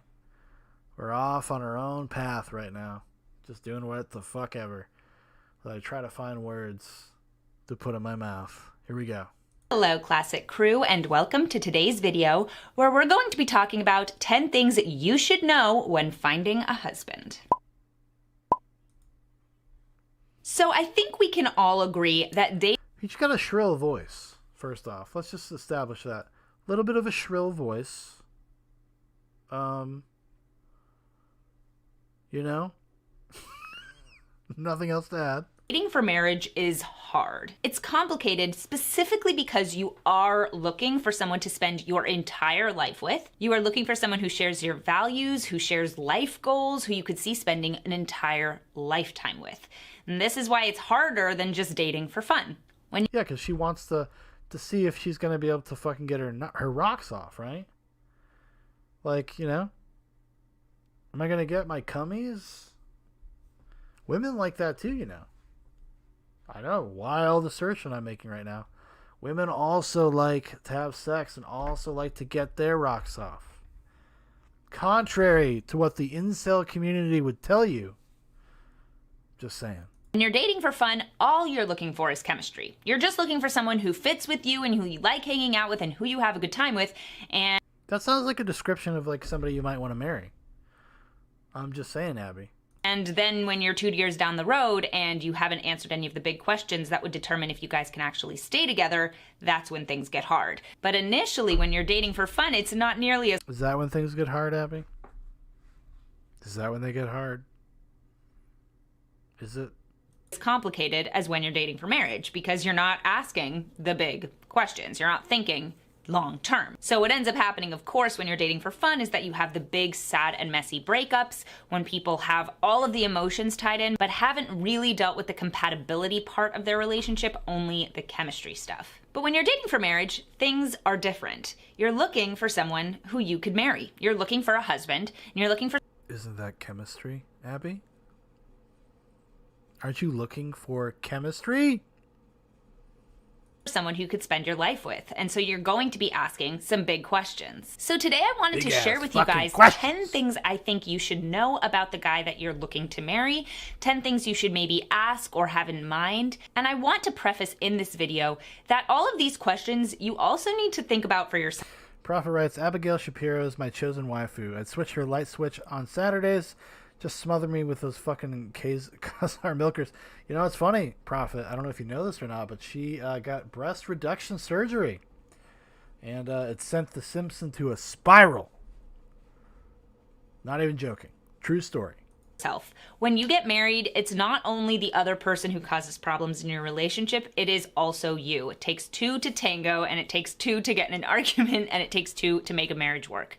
So it's absolutely on you to actually make sure that you are ready to get married, that you are the best version of yourself, and that you've dealt with all of these things. But you also need to have a discerning eye when you're choosing someone to spend your life with, because you don't want to ignore red flags. You don't want to ignore problems that might come up later in your relationship. So I think it's really important to keep these 10 things in mind. There are many more things that you should be keeping in mind, of course, but I thought I would just start with these 10 for today. So let's get into it. Oh, of course so the first and most important question I think you need to get out of the way very early on is if he wants children. Meeting a guy who doesn't want children and then getting really involved, and if you want children, that is something that is just never going to work out. No matter how great your chemistry is, no matter if you share values. This is true. This is true. Because that would be a big compatibility factor. In your anger, you reduce the size of her milkers. I got a little like New Yorkie at the end of that. But yeah, this is a good thing, right? This is something I think most people talk about this when you're older and you're like dating and stuff. Like, you know, the idea of children. You're not out there just slanging. You know, you're in a more serious relationship. Values. No matter if your goals look similar or if your future looks bright, if one of you wants children and the other one doesn't, it just won't work. Having children is such a huge part of life, and it's something that you can't really ever get over. You can't say, oh, I wanted children, but I loved him so much that I gave it up. It so rarely happens that you will feel fulfilled and have meaning in your life if you give up on something that is so fundamentally part of your future. So one of the most important questions, and something you have to ask early on, is if the guy that you're interested is interested in having kids, because otherwise you guys just aren't going to work. This is true. This is big. This is earth-shattering news. I gotta find a Brittany Pettybones YouTube. She's also like this, but not in echoes. You are somebody who cares about being a mom. This is not something you can just hide under the rug for later. You're going to have to deal with it. It is going to come up, and it may be painful when it does. Now, this is something that actually, if you've watched the show Bridgerton, then you will know what I'm talking about, because it is a very painful situation in that show. I won't get into it too much because I don't want to give spoilers. But if it's something that you want, if you want to have a family, if you want to have children, you have to make sure that the guy that you choose as a husband is on the same page. Number 2 is, do you share the same faith and or values? These are things that I think are really important. I did an entire video on why you should marry within your faith. I think that it is really important to find somebody who can boost you and support you in your faith, and who you can boost and support in theirs, and the two of you can grow together to really explore what you believe as a team. There's much more that I go into in that video, but the thing about sharing faith and sharing values is that this stuff doesn't just matter for the two of you and your personal growth, which is really important and is something that you really should be getting from your partner. But more than that is when you raise a family and when you do have children. If you guys are not on the same page about what to value, what's important, what faith you want to raise your children in, that relationship is going to suffer. And she definitely goes to the Wailing Wall. Yeah, with you gotta buy the cow, but you can go there. You can get there. the home that you're building is not going to have that stability that using the blood of Palestinian children as lubricant. It's very intense. You want, because the fact is, if you guys don't agree on these really fundamental things, on what you think is important to teach your children, right. In an age that's going to create so much friction throughout your marriage. And of course, we all have little disagreements with our spouses. That's normal. But these big things you really can't disagree on. The things that you want to instill in your children, the things that you want to encourage in them, those are things that you need to share and you need to believe in as a team. Because if you don't, then you will be at odds constantly about how you guys should be imparting knowledge to your children. And that is not something that you want to get into. And again, this doesn't only pertain to children. This does pertain to your growth as a human being and his growth as a human being. And if the two of you have different values, have different faith, then you may end up growing in different directions. And you would really want to hope that the two of you are encouraged. How does she's like 25 years old. The fuck are you talking about? Like, this is like, it's spoken like somebody, this is the grift. This is the problem with online culture. Like, you got to come to people like me, like 34-year-olds. You can't listen to these young 20-somethings about life. Just joking. Encouraging each other to grow. And that is something that you can do as a team or you can do as adversaries. And if she's talking about anal, somebody that can talk you into anal. That's what Abby Shapiro is talking about. You are on the same team, it will make things so much easier. Number 3 is he extroverted or introverted? This is something that's going to come into play in your marriage very frequently, and something I kind of thought about when my husband and I met, but it wasn't something I realized would be so pertinent in our day-to-day lives. My husband is an incredibly extroverted person. It's something that I adore about him, and it's what attracted me to him initially, because I come off as very extroverted, but I actually am a little bit more introverted. I enjoy going to parties. I enjoy hanging out with people. But at the end of the day, I do need some time to recover if I spend a lot of time with people. My husband, he recovers and gets his energy from other people. He loves being around people all the time. So this is something that it really is a balance when we both love to have people over, but he could have people over every single night of the week and be happy. Sounds like a sociopath, Abby. I'm just saying, you might have married a sociopath that just feels wildly uncomfortable with himself and with being alone with you. Prophet says, Abby, let me read the Talmud to you, baby. Let me read the part about Jesus boiling an excrement. It's so fucking traditional. Listen, you gotta give a girl what she wants. Be there for her. Fulfill her needs. I would love to have people over maybe 3 nights a week, and it's something you have to work out. Knowing what the guy that you choose to be your husband is like is going to be really important. Because let's say the guy that you end up with is very introverted. Maybe he doesn't really like going to events and like going to parties, but you absolutely love it. Well, that just means that you are going to have to figure out, am I okay with going to events alone? If he doesn't want to come with me, is that going to be okay with me? If it is, great. That's awesome. You have a perfect match. If you're not, then maybe you have to talk to each other and figure out, okay, how can we make this work? These kinds of things are not necessarily deal breakers, but they are things to be aware of. It's things that you want to find somebody who does kind of fit in with how you want to live your life. And if somebody is not interested in hanging out with anyone ever, and you are somebody who wants to hang out with people every single day, it might make some friction there. It might make things a little bit more difficult. For Jacob and me, it worked out really well because I'm extroverted enough for him, and I love that he's extroverted because that means that when we go to a party and I'm just feeling a little bit more introverted that night, he can take the lead. He can talk more in a conversation and I can take a little bit more of a back seat. And I've talked about this on my channel before, but early on in my dating career, I was putting out a vibe of being very extroverted and I was attracting introverts. And so I felt very pressured when we went in social situations to take the lead constantly. And it was a little bit exhausting. And when I actually embraced my more introverted side, that's when I met Jacob. And so she's just saying like, oh, if you just kind of like, you should learn to be yourself in public. Done with the Abby Shapiro. Disappointing. I gotta send this to Dan though, my brother Dan. Let him know what's out there, what he needs to be kind of engaging with. You know. So I was looking for this epically awkward video. It's Brittany Pettibone and this dude called Millennial Woes. There's this epically awkward interview between the two of them. It does not seem like it's on YouTube anymore. I think Millennial might have deleted it. The little weird guy that he is. But it is hysterical. It would have been funny to go over. I'm going to try to find it maybe for the future.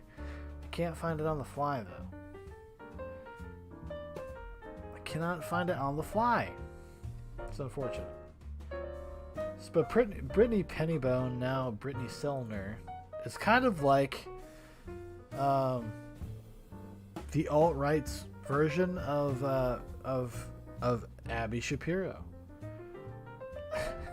All right, good night, my good man. And hey, man, hit me up when you're ready to do Goes to the Movies. Come on, I'm waiting for you. Let me see here. What makes a good man with Coach Red Pill? Oh my gosh.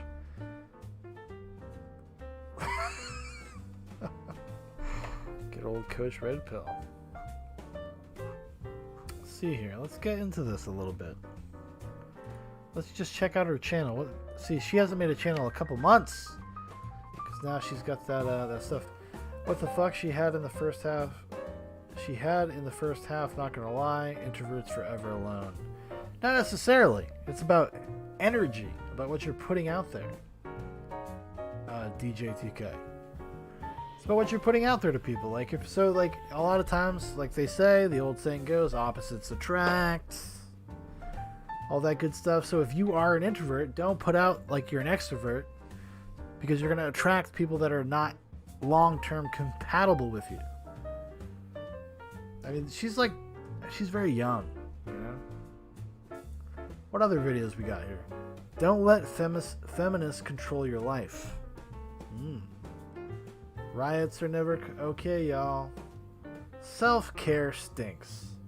How to talk to liberals. Conservative women. It's our time. Actually, let's listen to that. There's probably some people out there, maybe they want to know. Maybe they want to know the truth. Maybe they need to know. Maybe they need to hear. Let's go. Media, celebrities, influencers, and YouTubers. So much of the time it feels like one worldview, one position is Probably good in tolerated. bed, though. Many of them don't say Probably, outright what their 'cause she makes politics you are. buy it. Many of them She do. made you marry None that of them shit. need to, and none of them will say what I'm about to. I'm a conservative influencer. Oh, shit. Being a conservative woman in today's day and age is not easy. You'll be told that you have internalized misogyny. You'll be told that you don't care about other women's well-being. You'll be told that you aren't a real woman. But none of that is true. Conservative women are the backbone of American society. I wish she would just expose her breasts. You'll be told you're not a real woman. And then it just expose her breasts. Just bare-breasted. We all see it now. We're all part of this moment together. This binding action. But I guess not, coward. We prioritize marriage and children, support our husbands, and support ourselves. We teach our families the strength of women both inside the home and out. We help our husbands grow, not by obeying their every word, but by sucking their bolstering their dicks. strengths and tamping down their weaknesses. We live with values that encourage people to be better. We fight for what's right, even when the world tells us that everyone should do what they want, regardless of consequences. We stand hand in hand with men, not against them. And we shouldn't have to remain silent about our views, like I did. For years, you've been forgotten and left behind, as magazines and movies decided you're outdated. You've been told that the best way to be a woman is to act more like a man. You've been told that you don't care about women Booyakasha. because you care about a child in her womb. You've been told that sleeping around is empowering, but waiting till marriage is ridiculous. You've been told that believing in God is passé. You've been silenced about your views, but not anymore. Let's take back the culture so women can be women. Let's talk about reclaiming your femininity. Let's talk about dating with purpose. So this is a commercial for a channel, obviously. I mean, she wants you, like, look at her. She's thirsty. She's hungry. She wants you, your thoughts, your opinion, your views. Let's talk about finding balance in career and home life. Let's talk about being an awesome, loving wife, but also being the kind of wife who makes your husband Yeah, Sarah. Take some notes. Take some notes.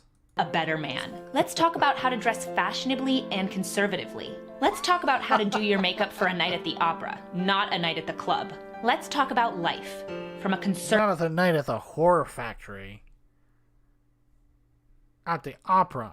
conservative perspective. And let's not be afraid to do it. Thank you guys so much for watching today's video. Please subscribe to my channel and blog if you haven't already. Hit that notification bell to get notified of all my new videos. Head over to my Twitter, Instagram, and Facebook and follow me there. Please head over to classicallyabby.locals.com if you want to see more of this content and support my channel. And I'll see you guys in my next video. Bye. Goodbye. Well, so that's Abby Shapiro. That is Ben Shapiro's sister. His younger sister. Although I've never seen them in a room at the same time. They could just be Ben Shapiro with a Snapchat filter. A lady filter. Da, da, da, da. So let me see here. I found the kind of the opposite end of the spectrum, but probably similar to her. What is it? Where is it? I just found it. What makes a great woman? Now this is by somebody. Hello, everyone. Very different than Abby Shapiro. So this would be, so Abby Shapiro would be, I guess you could probably consider like the traditional conservative point of view. Okay? So this person is Brittany Pettibone. Now Brittany Sellner, connected to some spicy folks. But somehow she made it into this by being like a trad conservative, traditional conservative, and also what? Hanging out with Lauren Southern, I guess. It's kind of what like her claim to fame. So we'll check it out. We'll see what she has to say. Let's see. I hope you're all doing well. Oh, I'm doing Today's great. video is going to focus on a Thank you for question that asking. I've personally been considering a lot lately, which is what makes a great woman or even just a good woman? I'm And excited. by extension, how is female greatness currently assessed in our society, and is this assessment correct? Firstly, it is worth noting that words like good and great aren't too commonly used nowadays. Words such as empowered, powerful, and influential are used much more often, but I personally think that these words have little to do with greatness. For example, every great woman is naturally influential, at least in some small way, but not every influential woman, no matter how influential she might be, can be worthy of being considered great, because influence can also be used in a negative manner. Some of the most highly regarded qualities, or quote-unquote virtues, that a woman nowadays can possess seems to be having a high-powered career, especially if that career puts one in a leadership position, being financially successful, having a high social status, such as a lot of followers on social media, for example, fighting for the modern conception of social justice, being sexually free and liberated, being ambitious, aggressive, and unapologetic when it comes to getting what one wants, being physically strong, and lastly, being independent from men. I'm sure there are a few qualities that I've missed, so if you can think of any others, please feel free to list them in the comments. While some of you watching this video might disagree, as I do, that, these are the qualities specifically that make a woman great. How many of these books do you think she's read? Also, what is this ethnos society? Oh boy. Getting some spicy, tumultuous territory. It can't be denied, at the very least, that these are the qualities that our society places the most praise and focus on. These women are great because they have political power, we say. This woman is great because she's independent and doesn't need a man. These women are great because they're famous. And these women are great because they're well-educated and have high-powered careers. While women with these attributes and accomplishments can, of course, also be great, greatness really doesn't have anything to do with power or success, and it really doesn't have anything to do with popularity or beauty either. It really is much more than these things, and it's comprised of very different qualities, many of which I'll be the very first to admit that I personally lack. I'm not in any way trying to make this video claiming, oh yes, I have all the qualities listed. I'm simply making it to shine a light on them because I think they're incredibly under-discussed nowadays. Also, just as a little disclaimer, these are the feminine thought leaders of the right. I'm just letting you know. Just so you know. while all of these qualities are ones that, if possessed by a man, will also make him great, because they're fairly foundational and thus it's difficult to isolate them from any person who is great, for the purposes of this video, I'm going to be exploring them from a female angle. In no particular order, the first great quality is loyalty, not just towards others, but towards one's principles. And I mean, you would think that this would be a fairly straightforward and universally acclaimed quality, but actually, believe it or not, infidelity in regards to relationships is actually promoted nowadays, with some even being proud of their infidelity. It's a common misconception that men, no matter their age, cheat far more often than women, but actually, the Institute for Family Studies report found that 11% of women aged 18 to 29. Like, what is the point of this? Yeah, infidelity is bad. Like, they're saying, like, oh, well, there's these conceptions, people act in a certain way. These broad assertions, like, this is how people live their lives. They base their lives on these broad assertions. Not really. Said they were guilty of infidelity, compared to 10% of their male counterparts. That said, age 18 to 20... Maybe men are just, they lie more? You could say that. That could be something if you're taking a poll, I suppose. 29 is the only age cohort in which women are more likely to say that they've cheated than men, and the gender gap quickly reverses and widens in older age groups. Obviously, without loyalty, our relationships have little to no chance of long-term survival, whether that relationship be romantic, professional, familial, or a friendship. Not to mention, it will make it nearly impossible for anybody to trust us or respect us. The second aspect of being loyal is having loyalty towards ourselves, namely to our principles. I saw a very interesting tweet on Twitter the other day that read, I was chatting with my friend's daughter who is taking a gender studies course. She said many classmates disagree but don't speak up because they're scared they'll be accused of supporting the patriarchy. Feminists have a black belt in shutting down others' opinions. While I do agree that feminists have a black belt in shutting down other people's opinions. Yeah, in academia, maybe. I mean, this was made a year and a half ago.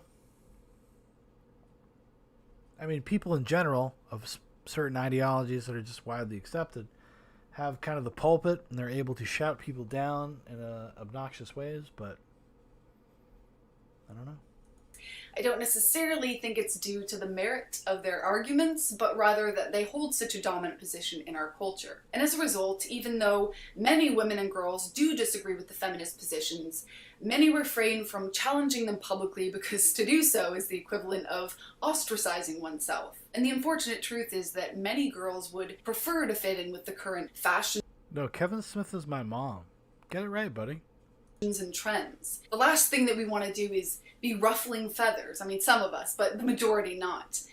We would mostly prefer to maintain the group harmony. On average, men and women have different levels of self-concern and other concern. Men are, on average, more concerned about appearing to have high status, and may be able to demonstrate this status by acting independently from the opinion of others. On the other hand, and again, although there are substantial individual differences among them, women are, on average, more concerned with connecting to others and maintaining group harmony. Taken together, this means that at least when they're being observed by others, men are more likely to hold their ground, act independently, and refuse to conform, whereas women are more likely to conform to the opinions of others in order to prevent social disagreement. These differences are less apparent when the conformity occurs in private. Conforming to the opinion. So it says in public, conformity is, it's not really conformity, it's like smoothing. See, that, like, her reading of this is a little off kilter here, because it's not about actual conforming. It's about making social cohesion. It's about trying to get people to get along, even if that comes at some sort of like personal social sacrifice, whereas men are less likely to do that, i.e. Wars and whatnot. Opinions of others, or even choosing to remain silent on the subject of our principles in order to prevent social disagreement. It might save us a few instances of strife, sure. It might spare us a few occasions of discomfort and anxiety, but it's also a betrayal of self. And after we've stepped over this line one time, it becomes much easier to continue doing so until at some point we risk completely losing ourselves and becoming a malleable product of whatever ideology happens to be in fashion at the current time. As Joan of Arc once wisely said, "One life is all we have, and we live it as we believe in living it." But to sacrifice what you are and to live without belief, that is a fate more terrible than dying. The second great quality is humility, and I think this is my God, we got a lot of ways to go here. I don't know if I can do it.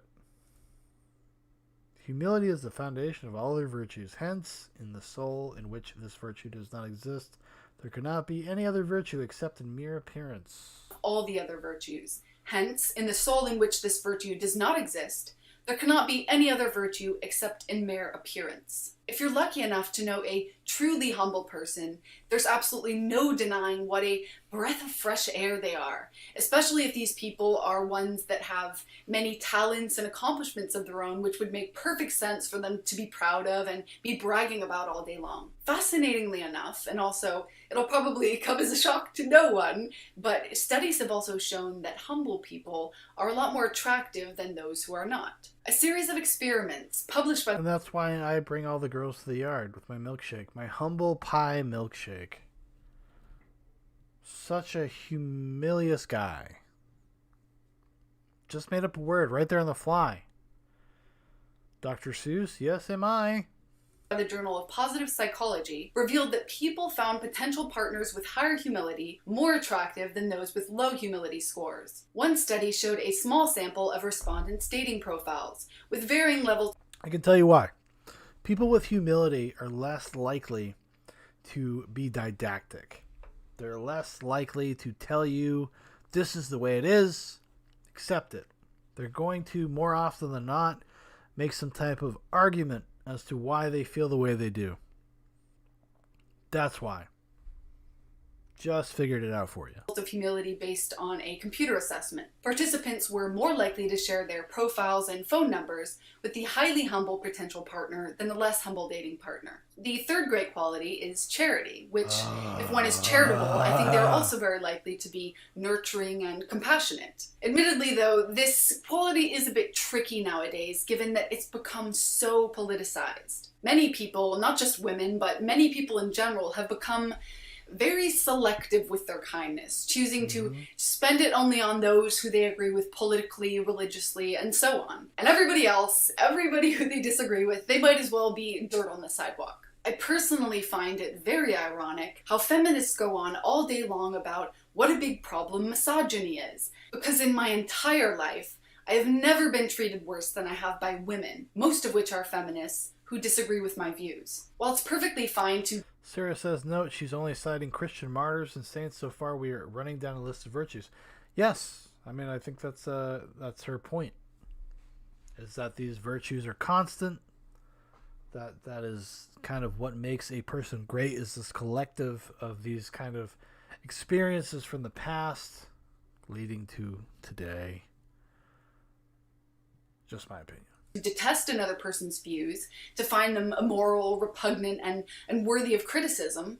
I don't think that disagreement should in any way affect how you treat another person as a human. So, like, this is interesting, because she is very much like what we just watched, with, like, the classically Abby. But I would say this is a little less shallow. Not totally, not unshallow, but less shallow. For what that's worth. Like, there is a little bit, at least I feel like she's read maybe a book or two. Or at least one. Human being. The fourth and final great quality, the ability to be self-sacrificing, is I think perhaps one of the most important qualities, yet at the same time one of the most difficult qualities to master.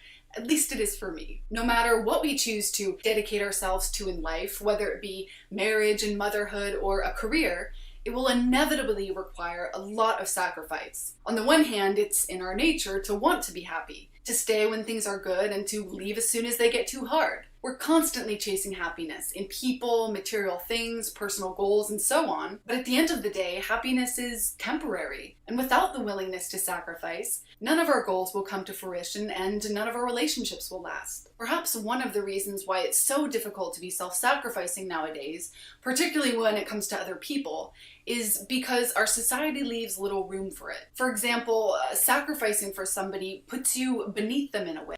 I mean, this is just... it's the most rote stuff. I'm sure there's somebody that needs to hear these things. They are not me.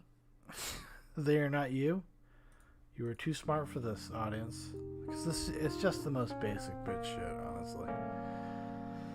So what we're going to do, what are we going to do? We're going to take a quick little break. I'm going to take a pee. Going to have a pee. And then we'll be right back. We'll be right back. We're going to get into some other stuff. I got a few other things we could get into tonight. Because the night is young. It's 11:47. We still got some time. Just me and you. Forever. Together. Let's do it. And I'll be right back.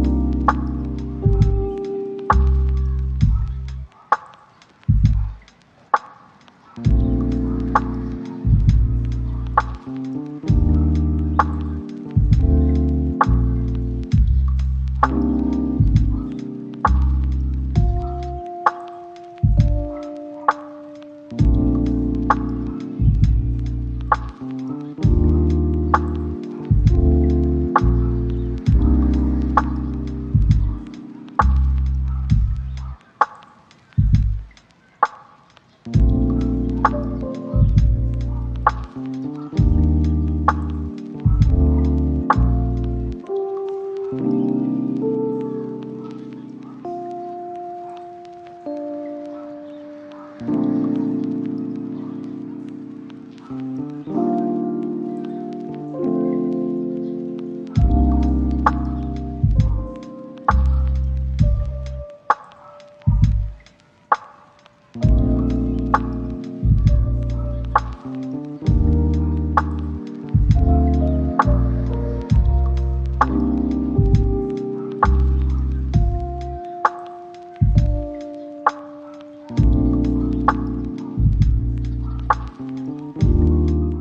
we're back. Little break ski there. Where are we going to go now, everybody? Where are we going to go now? You know, I have this old note. This old thing. It's called Child of Rage. Don't even really know what it is. So we're going to check it out together. We're going to learn. Figure some stuff out. Let's see what it is. It's called Child of Rage. I don't remember what the hell it is, to be honest with you. I don't remember. So we're gonna go for it. We're gonna check it out.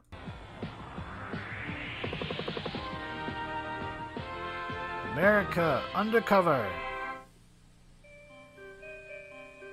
Oh, this is an HBO presentation. The National Committee for Prevention of Child Abuse.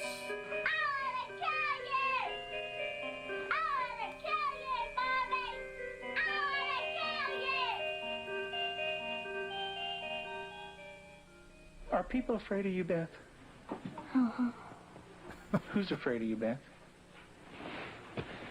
John. Your brother. And what is your brother? Why is your brother afraid of you? Because I hurt him so much. Mm-hmm. Okay. And what at nighttime? What do your parents do to your door? Lock it shut. Why do they lock it shut? Because they don't want me to hurt John. Right. And they're kind of afraid of hurting John? Of you hurting John? Mm-hmm. Okay. Those are some pretty intense steps to take, you know, if you're like having to lock the door at night so this person doesn't break out and harass her brother. Oh my goodness. Are they afraid that you might hurt them? Yep. Would you, Beth? Mm-hmm. When would you do it? Nighttime. Okay. Why would you do nighttime? Because I don't like them seeing me do it. But they can tell me do it. Mm-hmm. And what would you... Wow. Out of the mouths of babes. That's a pretty, like, dark level of self-awareness. Do to him, Beth? Stab him. Okay. What would you stab him with? A knife.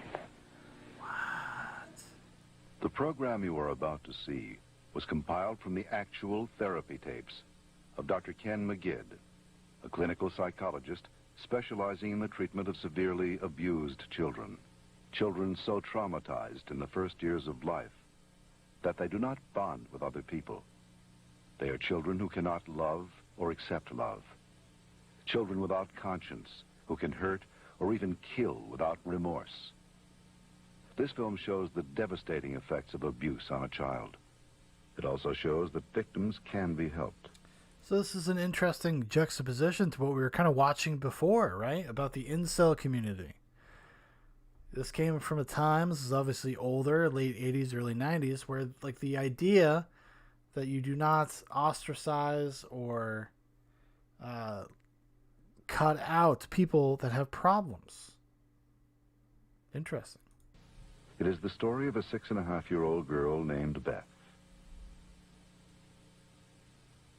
Do you ever stick pins in people? Mm-hmm. Who? My brother. Okay. Do you do it a little bit or a lot? A lot. Okay. And what are you trying to do to your brother? Kill him. Why do you want your brother to die? Because I was hurt so bad, and I don't want to be around people. Okay. Who else would you like to stick pins into? Mommy and Daddy. What would you like to have happen to them? Die. Okay then. Jesus could have lived to save Israel, yet he chose to die to save the world. Tim is the minister of a small Methodist church in the South. He and his wife Julie have been married for 12 years. Unable to have children of their own, they decided to adopt. In February of 1984, they received a call from the Department of Social Services telling them they had 2 children available for adoption. They were told that Beth, 19 months old, and her brother Jonathan, 7 months old, were normal and healthy. 19 and 17-month-old. And this is what's going on.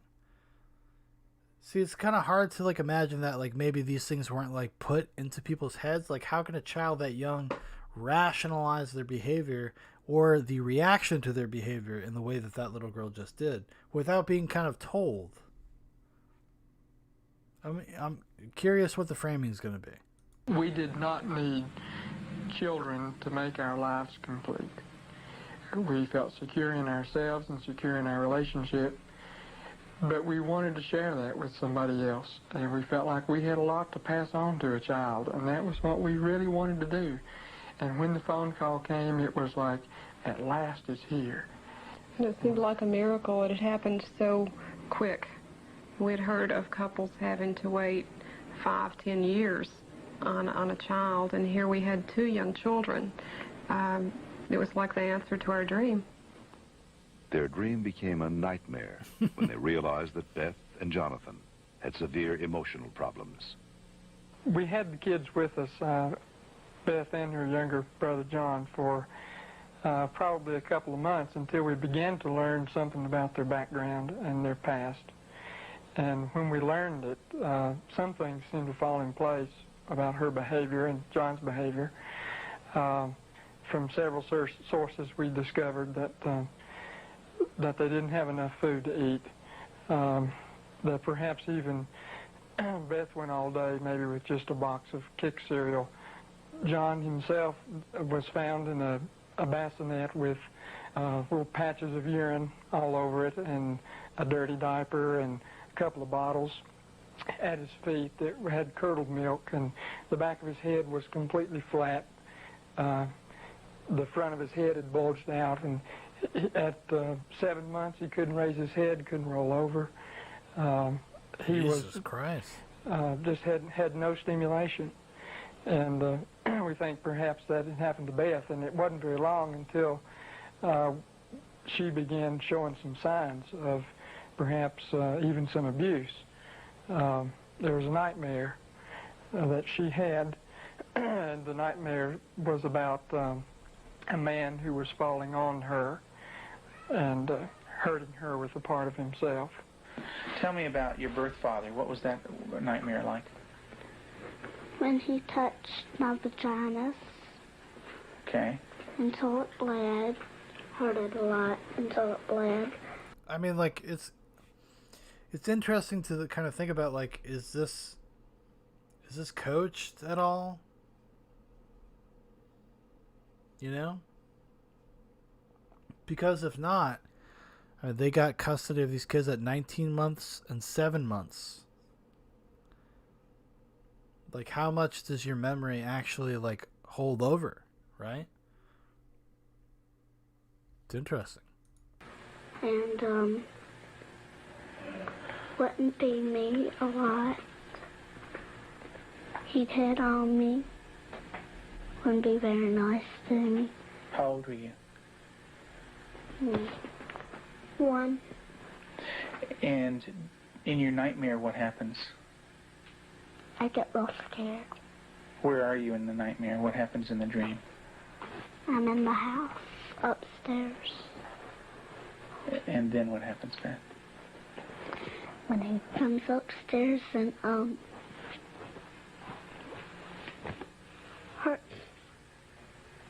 How do you feel when you talk about this? Scared. Where's your birth father? What's he doing?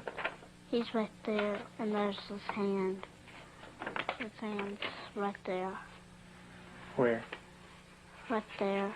You can't hardly see it because it's green. What's it touching? My vagina. And what is your birth father doing? Hurting it. Your face looks sad. Can you tell me about that? Mm-hmm. It's crying because there's dots of the tears. Beth had endured severe neglect and abuse as a child. Her birth mother died when she was 1. Because of these early childhood experiences, Beth never developed a sense of conscience, love, or trust for anyone. It's so crazy, like, I mean, because they're asserting this idea that, like, this happens at such a young age before you're really cognizant, or what you would think is cognition, right? So, like, the only way to really, like, talk about this, or even refute it, I guess, is just like, well, is this actual, like, memories? But it seems, you know, it seems sincere the way that they make it, the way that they've cut it together. But that's kind of and it's something that when you have kids, you kind of start understanding this idea of, like, how much of the actions that you take, even the slightest things, kind of burn themselves into their memory, and what they're able to recall and how that affects their behavior. This is really sad. It's really tragic. The early sexual abuse by her birth father would cause her to exhibit inappropriate sexual behavior, especially toward her brother. Does your brother have private parts?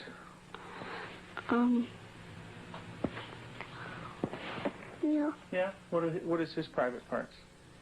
Penis and butt. Mm-hmm.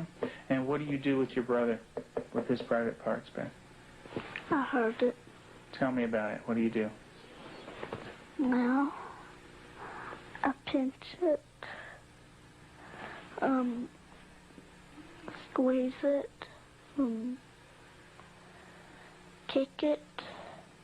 When you do things to your brother's private parts, what does he say? Stop. Okay, tell me that. Well, he says stop, but I don't stop. Do you hurt him? Mm-hmm. A lot. Okay. And would you like to do that to other boys? When I caught her with Jonathan one morning, she was molesting him. He was crying and his pants were down, and I said, Beth, what's happening? And she said, I pulled his penis and put my finger up his anus. And I said, didn't he say to stop? And she said, yeah, he did. And I said, did you? And she said, no. Have you ever rubbed your private parts? Mm-hmm. Do you do it a lot? A lot. How much do you do that? Not every single day in Lexington. I did it every single day until it got real bad and messed up, and I had to go to the doctor, and I did not like it. What do you mean by real bad? I mean, like, the idea that, like, you know, learned behavior can start at that young of an age, that it would affect them in that way is you know, it's kind of startling. It's kind of incredible. And then the abused becomes the abuser, and she's so young that she can't kind of compartmentalize or understand, rationalize why that is bad to do to another person. So you're creating a victim and becoming an abuser without even knowing what those things mean. Pretty shocking, pretty dark shit, you know? Well, it looked real raw. Got all kinds of boo-boos on it. Germs. A lot of stuff from my hand. And it bled? Mm-hmm. She started to masturbate at inappropriate times.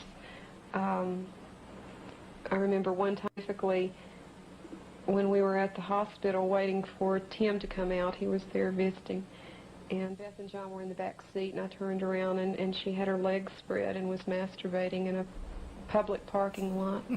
And I had tried to explain to her numerous times before that that's private area. You don't do it in public places. And gone over that with her, and it never seemed to faze her. And Julie, how often would your daughter masturbate? daily, constantly. Do you have animals, Beth? 4 of them. Can you tell me their names? Clyde, Shuggy, Darcy, and Annie. And Daddy said a day ago that there was a stray cat who did not have a home, so Daddy was taking care of it and took it to the vet when he had his flight to go. And what do you do to the animals, Beth? Stick them with pins. Do you stick them a little bit or a lot? A lot. What are you trying to do to the animals, Beth? Kill them. What do they do when you stick them with the pins? Well, Annie cries. She's a dog. She got baby birds down out of the nest, and we thought maybe she was just curious. So we explained that she could hurt them, put them back. And Yeah, it's interesting because like there's no reasons really to believe that these people are putting on a show or acting or whatever. They're just kind of like dealing with this phenomenon, I suppose, as they're kind of dealing with it. And you know, and this is from abuse that happened to this little girl when she was 1 year old. And she's developed this pathology. It's very interesting. It's very, very strange. And went through a whole sitting down and talking to her about the problem of it. And the next day we went out to check the baby birds, and they were on the ground dead with their necks broken. Let's talk about what happened once when you were smaller, when you found some baby birds in a tree. What did you do then? I took them out. Mm-hmm. And what did Mom say to you? That the mother will not come back if somebody touches her baby. Mm-hmm. Are the baby birds kind of small? Can you describe them for me? Well, they don't have their eyes open, but they can hear me, and they look up. Are they kind of helpless? Little baby birds? Can they fly? No. Can they run away?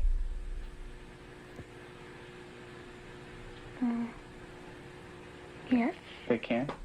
Are they easy to catch or hard to catch? Hard. Yeah. Well, it's hard to remember. With the baby birds, what did you do? Took them out of the tree. And what did you do with them? Played around too rough. Also, when at the end, I picked it up and I thought it was Dad, and I came to say, Mommy, is this bird dead? And she said, she called Daddy and said, Tim, and Daddy came and, I think I remember that they said yes. Mm-hmm. And so did the little baby birds die? I don't know. You don't remember? I just remember that I think I remember that Mommy and Daddy saying the last bird we got was dead. Mm-hmm. Do you know what Mom said to me? She said that all of them were dead. Did you squeeze them? Did Baby Beth squeeze them? You're doing a good job, honey. Go ahead and tell me what happened. I squeezed them. And what happened? They died.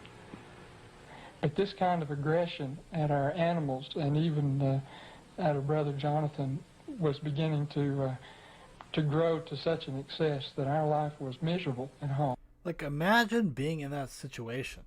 Imagine being in that situation where you've adopted 2 kids and one of them has these kinds of problems, and the confusion and the weirdness you would feel about it, you know? I can't even imagine how desperate you would be for like help or answers or anything, right? We had, John would cry in the mornings and say his stomach hurt.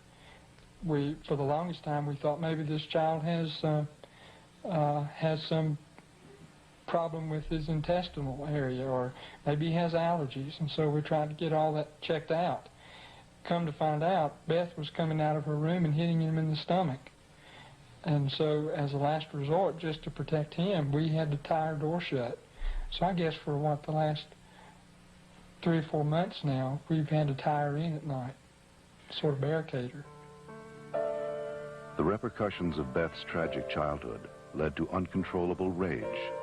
Despite the love and nurturing of her adoptive parents, she took this rage out on herself, on her brother, and on them. Her acts of violence became more and more cruel and frightening. Well, I noticed several, like paring knives in the kitchen, missing. And my first thought was Beth. And I felt a little guilty about it at first. I thought, nah. But I really didn't even mention it to her. They had been gone several weeks. She was sitting at the table drawing and mentioned to me, "What do those knives look like that are gone, Mom?" And I said, "What knives, Beth?" And she said, "Weren't they kind of silver and about this big?" And I knew then, and then this little smile that's not a sweet smile, but a malicious type of smile. And I knew then, I thought, she's got them. Tell me about the knives. Where did you get them? From the drawer. And where else? Do you remember? Mm-hmm. Tell me about it. I got them from the dishwasher. What kind of knives?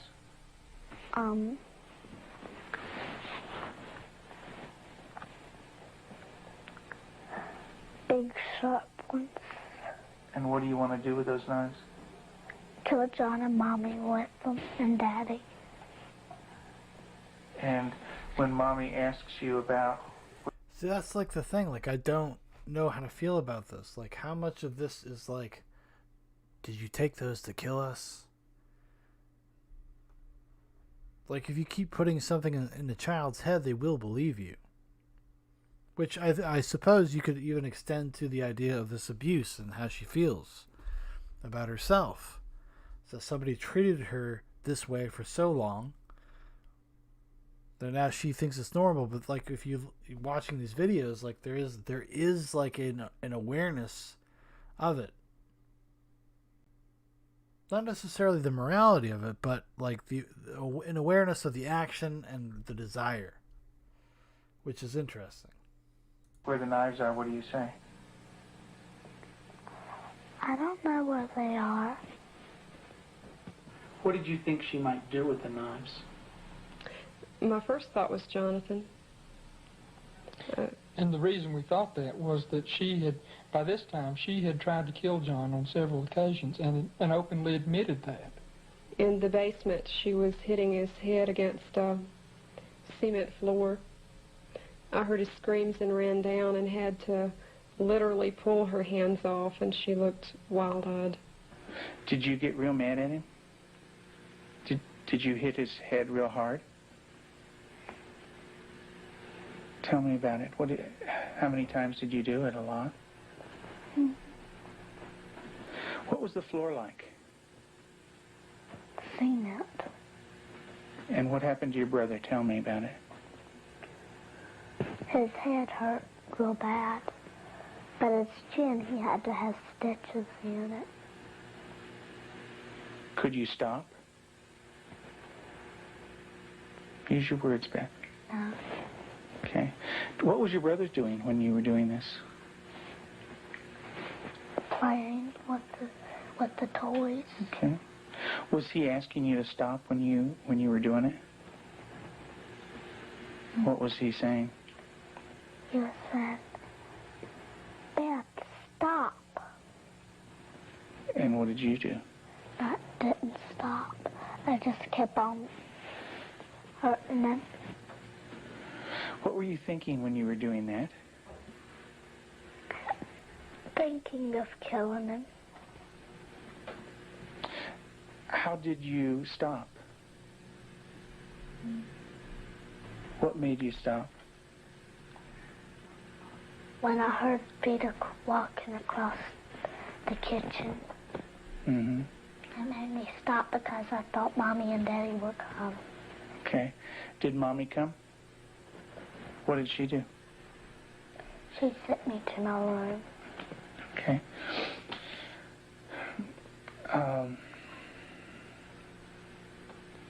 And what if Mom didn't stop you? What would you have done? Kept on doing it. And what about... After evaluating the extent of Beth's psychological problems, Dr. McGid felt that for the well-being of the family, Beth needed to be temporarily separated from them. In April of 1989, her parents brought her to a special home with an expert at raising children with early attachment disorders, especially children who are dangerous to themselves and others. I have children that have killed numerous times. Cold-blooded family members, neighbor children killed them. And they can do it. Makes my blood run cold just thinking about 9 years old. People don't think a 9-year-old is capable of cold-blooded murder, but they are. That attachment break does severe damage to the heart, the ability to care and the ability to love. If they don't care and they don't love, they're capable of anything. We're very strict about everything. Everything is completely monitored. We take complete control because a child who's unattached does not trust. And because they don't trust, they don't allow anybody to be boss of them. So we take complete control. They are not boss of anything. They have to ask to get a drink of water. They have to ask to go to the bathroom. They have to ask to leave our sight. Part of that is because we cannot trust them because of the damage that they've done before. Beth, would you like to say grace, please? Dear Heavenly Father, thank you for this good day and everybody doing good. In Jesus' name, amen. Amen. Amen. They believe that they're evil. They believe they're from the devil. They believe that they are not a person of value. And we have to change that, and we have to build that from a child who's nothing, who's a bad kid in their own mind, to a child who's valuable and loving, and they see themselves as that.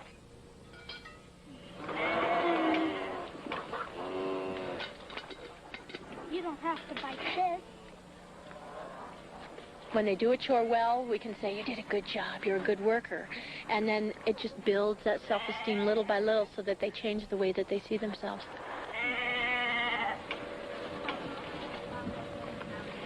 Several months into treatment in this controlled environment, Beth had made progress, and her therapist decided to loosen some of the controls. Anybody wants some more? I can. Beth continued to show signs of improvement. She began to develop a sense of right and wrong. She seemed to respond to affection, was more outgoing. Gosh, you don't have to like. She went to public school, made friends at the local church, and even sang in the choir. And you're going to go into Sunday school in this morning? Yeah. And get stickers. Maybe you could put one on your nose. In the years you made it clear that the time of Christ was near. So the people couldn't see what Messiah ought to be. So your word contained the plan.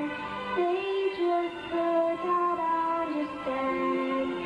That's Elijah. Mm-hmm. Yeah, it's a beard. See his beard. There's his nose, and that's his...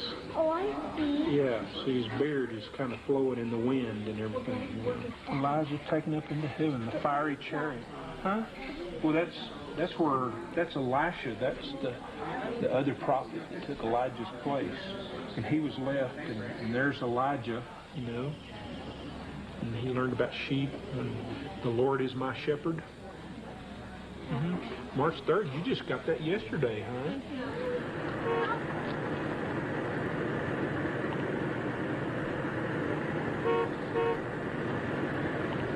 In the beginning, we couldn't trust her with anything. She was locked up at night. We had alarms on the door at night so she wasn't sneaking around doing things with the other children. We don't worry about that anymore. There's no alarm on her door at night now. She sleeps in the same room with my own daughter, and I trust her that much. She brushes the dogs, and I trust her that much. Because she has earned that trust. She's learned it. She has a heart, and she has a love inside, and she feels bad when she does something now. In the past, because she didn't have a conscience, she didn't feel anything when she did something bad. There was just no feeling there. And now she does feel bad, and it shows in her face.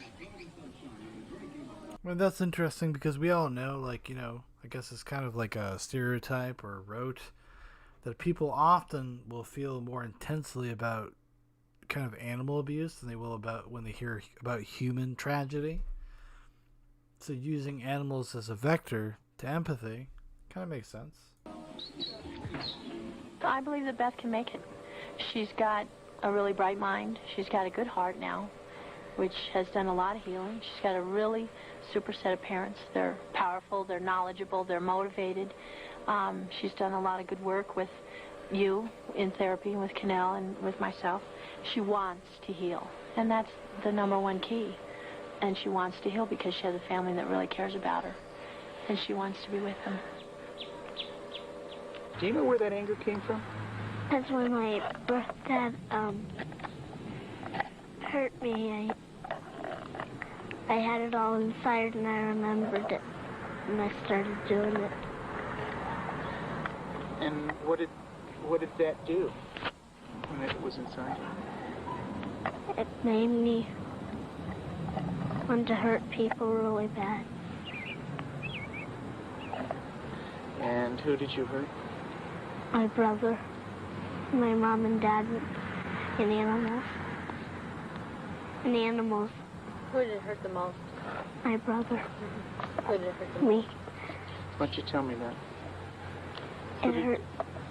It hurt me the most. How did it hurt you the most? Because when I hurt other people, I'm hurting my good self. How do you feel right now, Beth?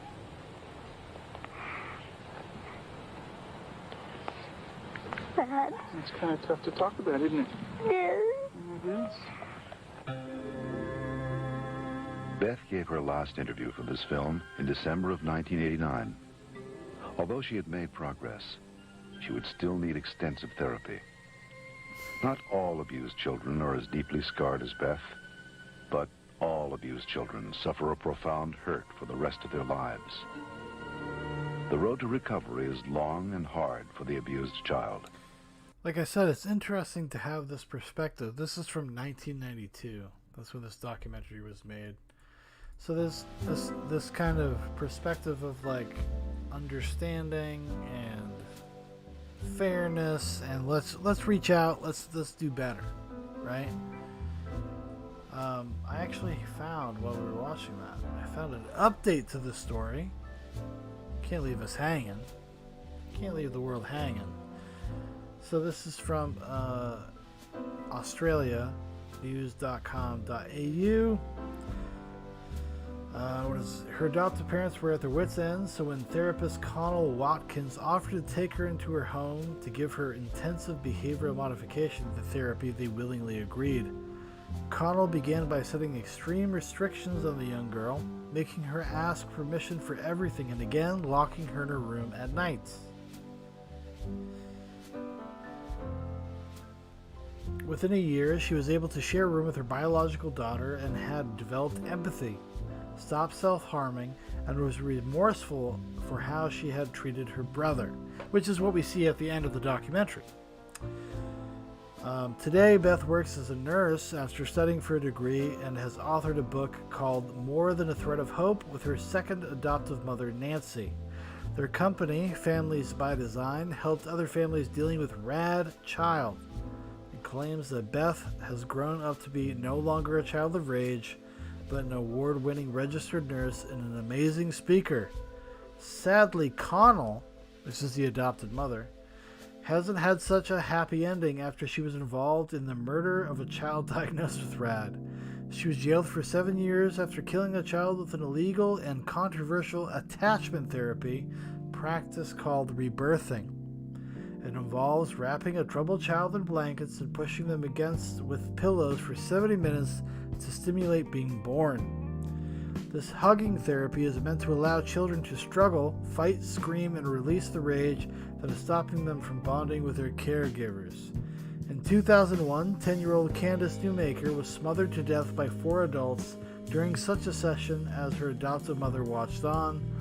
Her death was caught on camera, and she can be heard screaming that she was going to die 11 times before eventually being suffocated in the makeshift birth canal. Well, Jesus Christ. That's some dark stuff right there. That's some really dark stuff. I mean, come on. God damn. Child of Rage. Did not know what we were getting into. Is tradition with NIGHTCAP.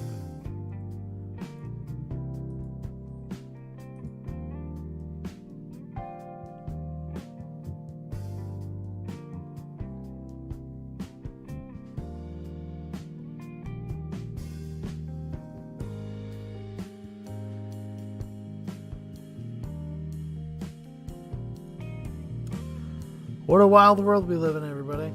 What a wild fucking world we would live in. You know? A lot of interesting things to think about, though. Because, like, you know, being a parent and being, like, having a young kid, and I think about this kind of stuff a lot. I think about the idea of, like, what does affect a young child, you know? And to see it there, the most extreme version of it, is definitely a little bit sobering. It'll remind you to be a little bit kinder, to check yourself when you're tired. Even those small things, you know, they pick up on it, they notice. Trust me, they do. They will tell you. Even with my son, we have this emphasis on the concept of listening, right? We're always talking about listening. We're always talking about, like, oh, you need to listen. Turn up those hearing ears, he needs to listen, right? So when he gets upset or he feels like he's done something wrong, he'll just start yelling about, I am listening, I am listening. Because we drove home the importance of listening to such a degree that he thinks that's kind of the ultimate, that's everything. Without kind of understanding what it means. And it was recently, you know, it's one of those things where you learn, you're just like, oh, I really need to work on this. I need to, like, help him understand what actually active listening is. And, you know, and you've tried to in the past. You tried to say, you try to explain. It's only so much a young kid can really understand. You know, my son's 3 years old. Only so much of that he's going to get. But we try, and watching something like that is kind of just a reminder of actually, like, you know, those little things that you do, those little things that you say, those little mistakes that you make. You know, there's no roadmap. No matter how many books are out there, no matter any of that bullshit, there is no roadmap of how to do this kind of stuff, how to raise a child. There just isn't. It's not out there. It doesn't actually exist. So having something to kind of, like, remind you, I suppose, is sobering, and but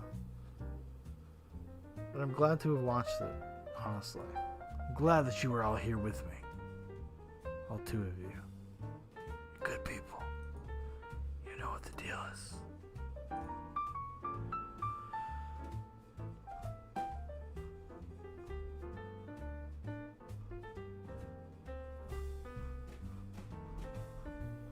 So coming up on the channel, coming up on future episodes of NIGHTCAP,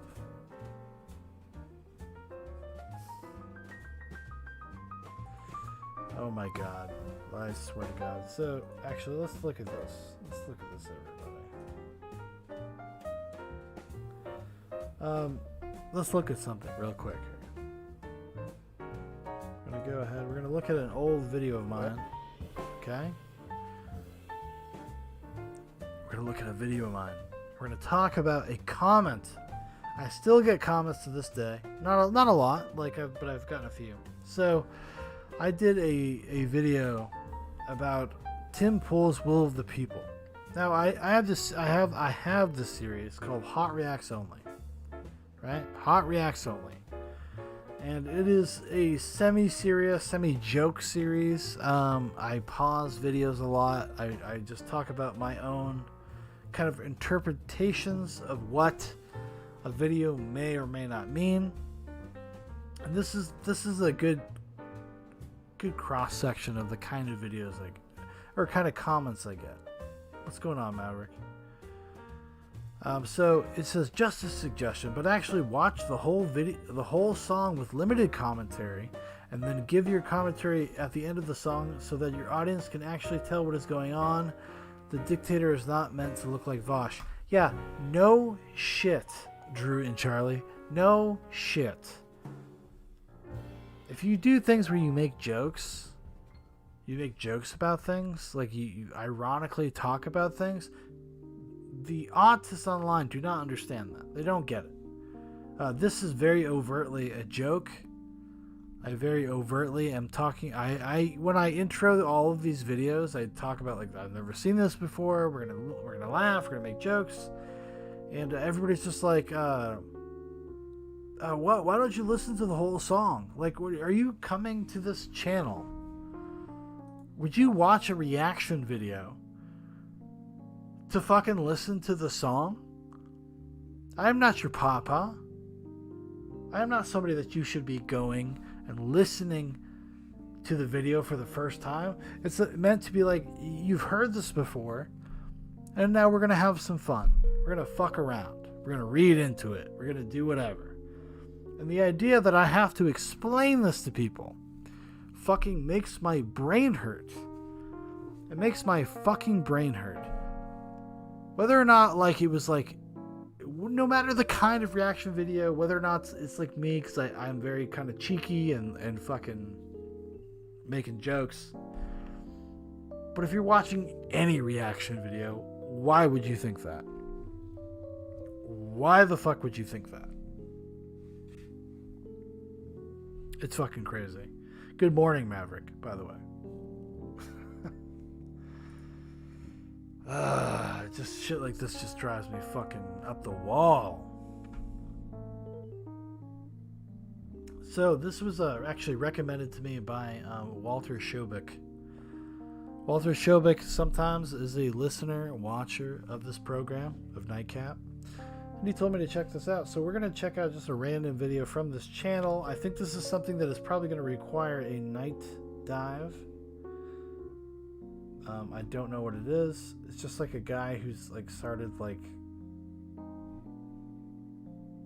cataloging his life.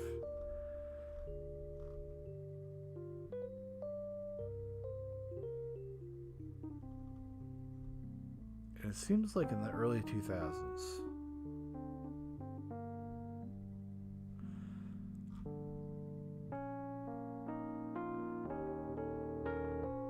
But it seems like he's into the drag community, maybe?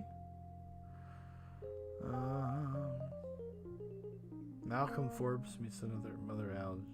Fashion police. This is gonna be hard to like figure out how to find a video to watch that is context free.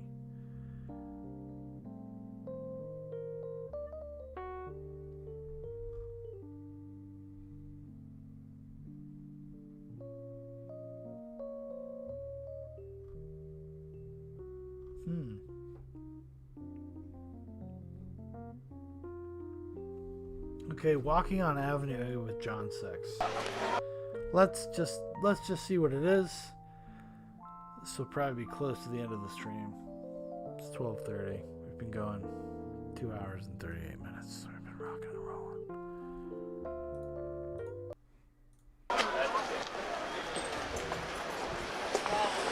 How can we do it? That's not your mom, is it, John? Would I kick the cane out of anyone else's? My mother?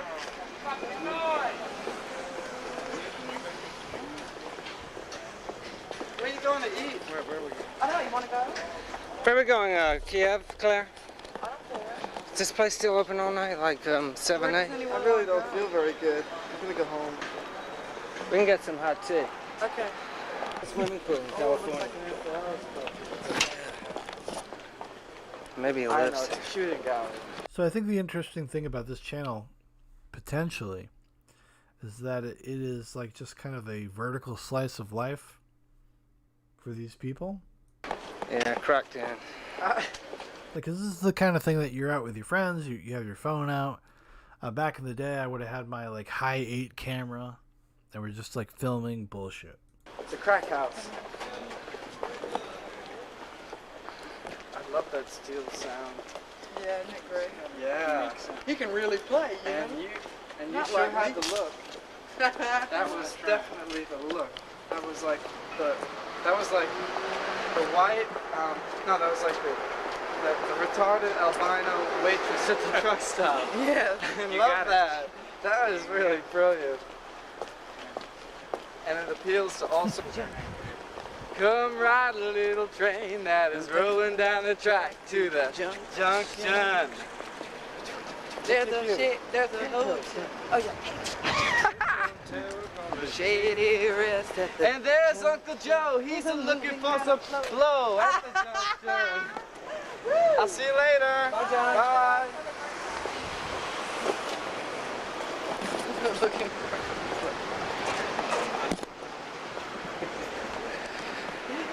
Just moving kind of slow at the junction.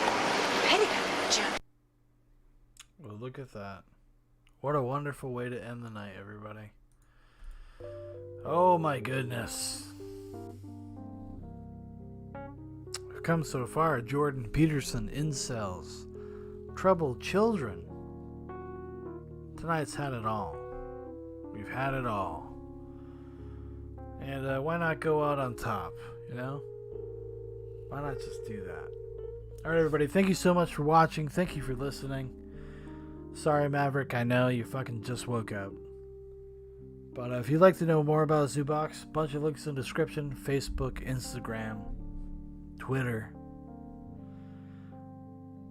If you'd like to see something in particular on here, NIGHTCAP, leave it in the comments. Be like, enlighten me. Tell me something to watch. Give me something to watch on NIGHTCAP. I need to build up a library of interesting things to watch. So throw it in the comments.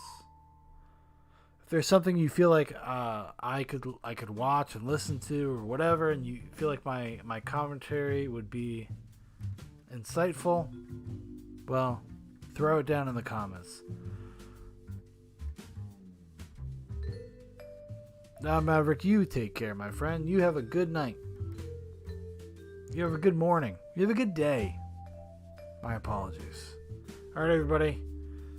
We'll see you next time on NIGHTCAP. We'll see you Wednesday night for Zoobox Live. Me and Danimal talking about all of the hottest news stories. And then also, again, join us on Friday night at about 8:30 p.m. Eastern Standard Time. We're going to be doing the regular Zoobox show, but Wednesday night is probably where you want to be. That's the hot stuff. Wednesday night, 10 p.m. Eastern Standard Time. You fucking jump in there, we'll be there. It'll be good. Alright, everybody, good night and good luck.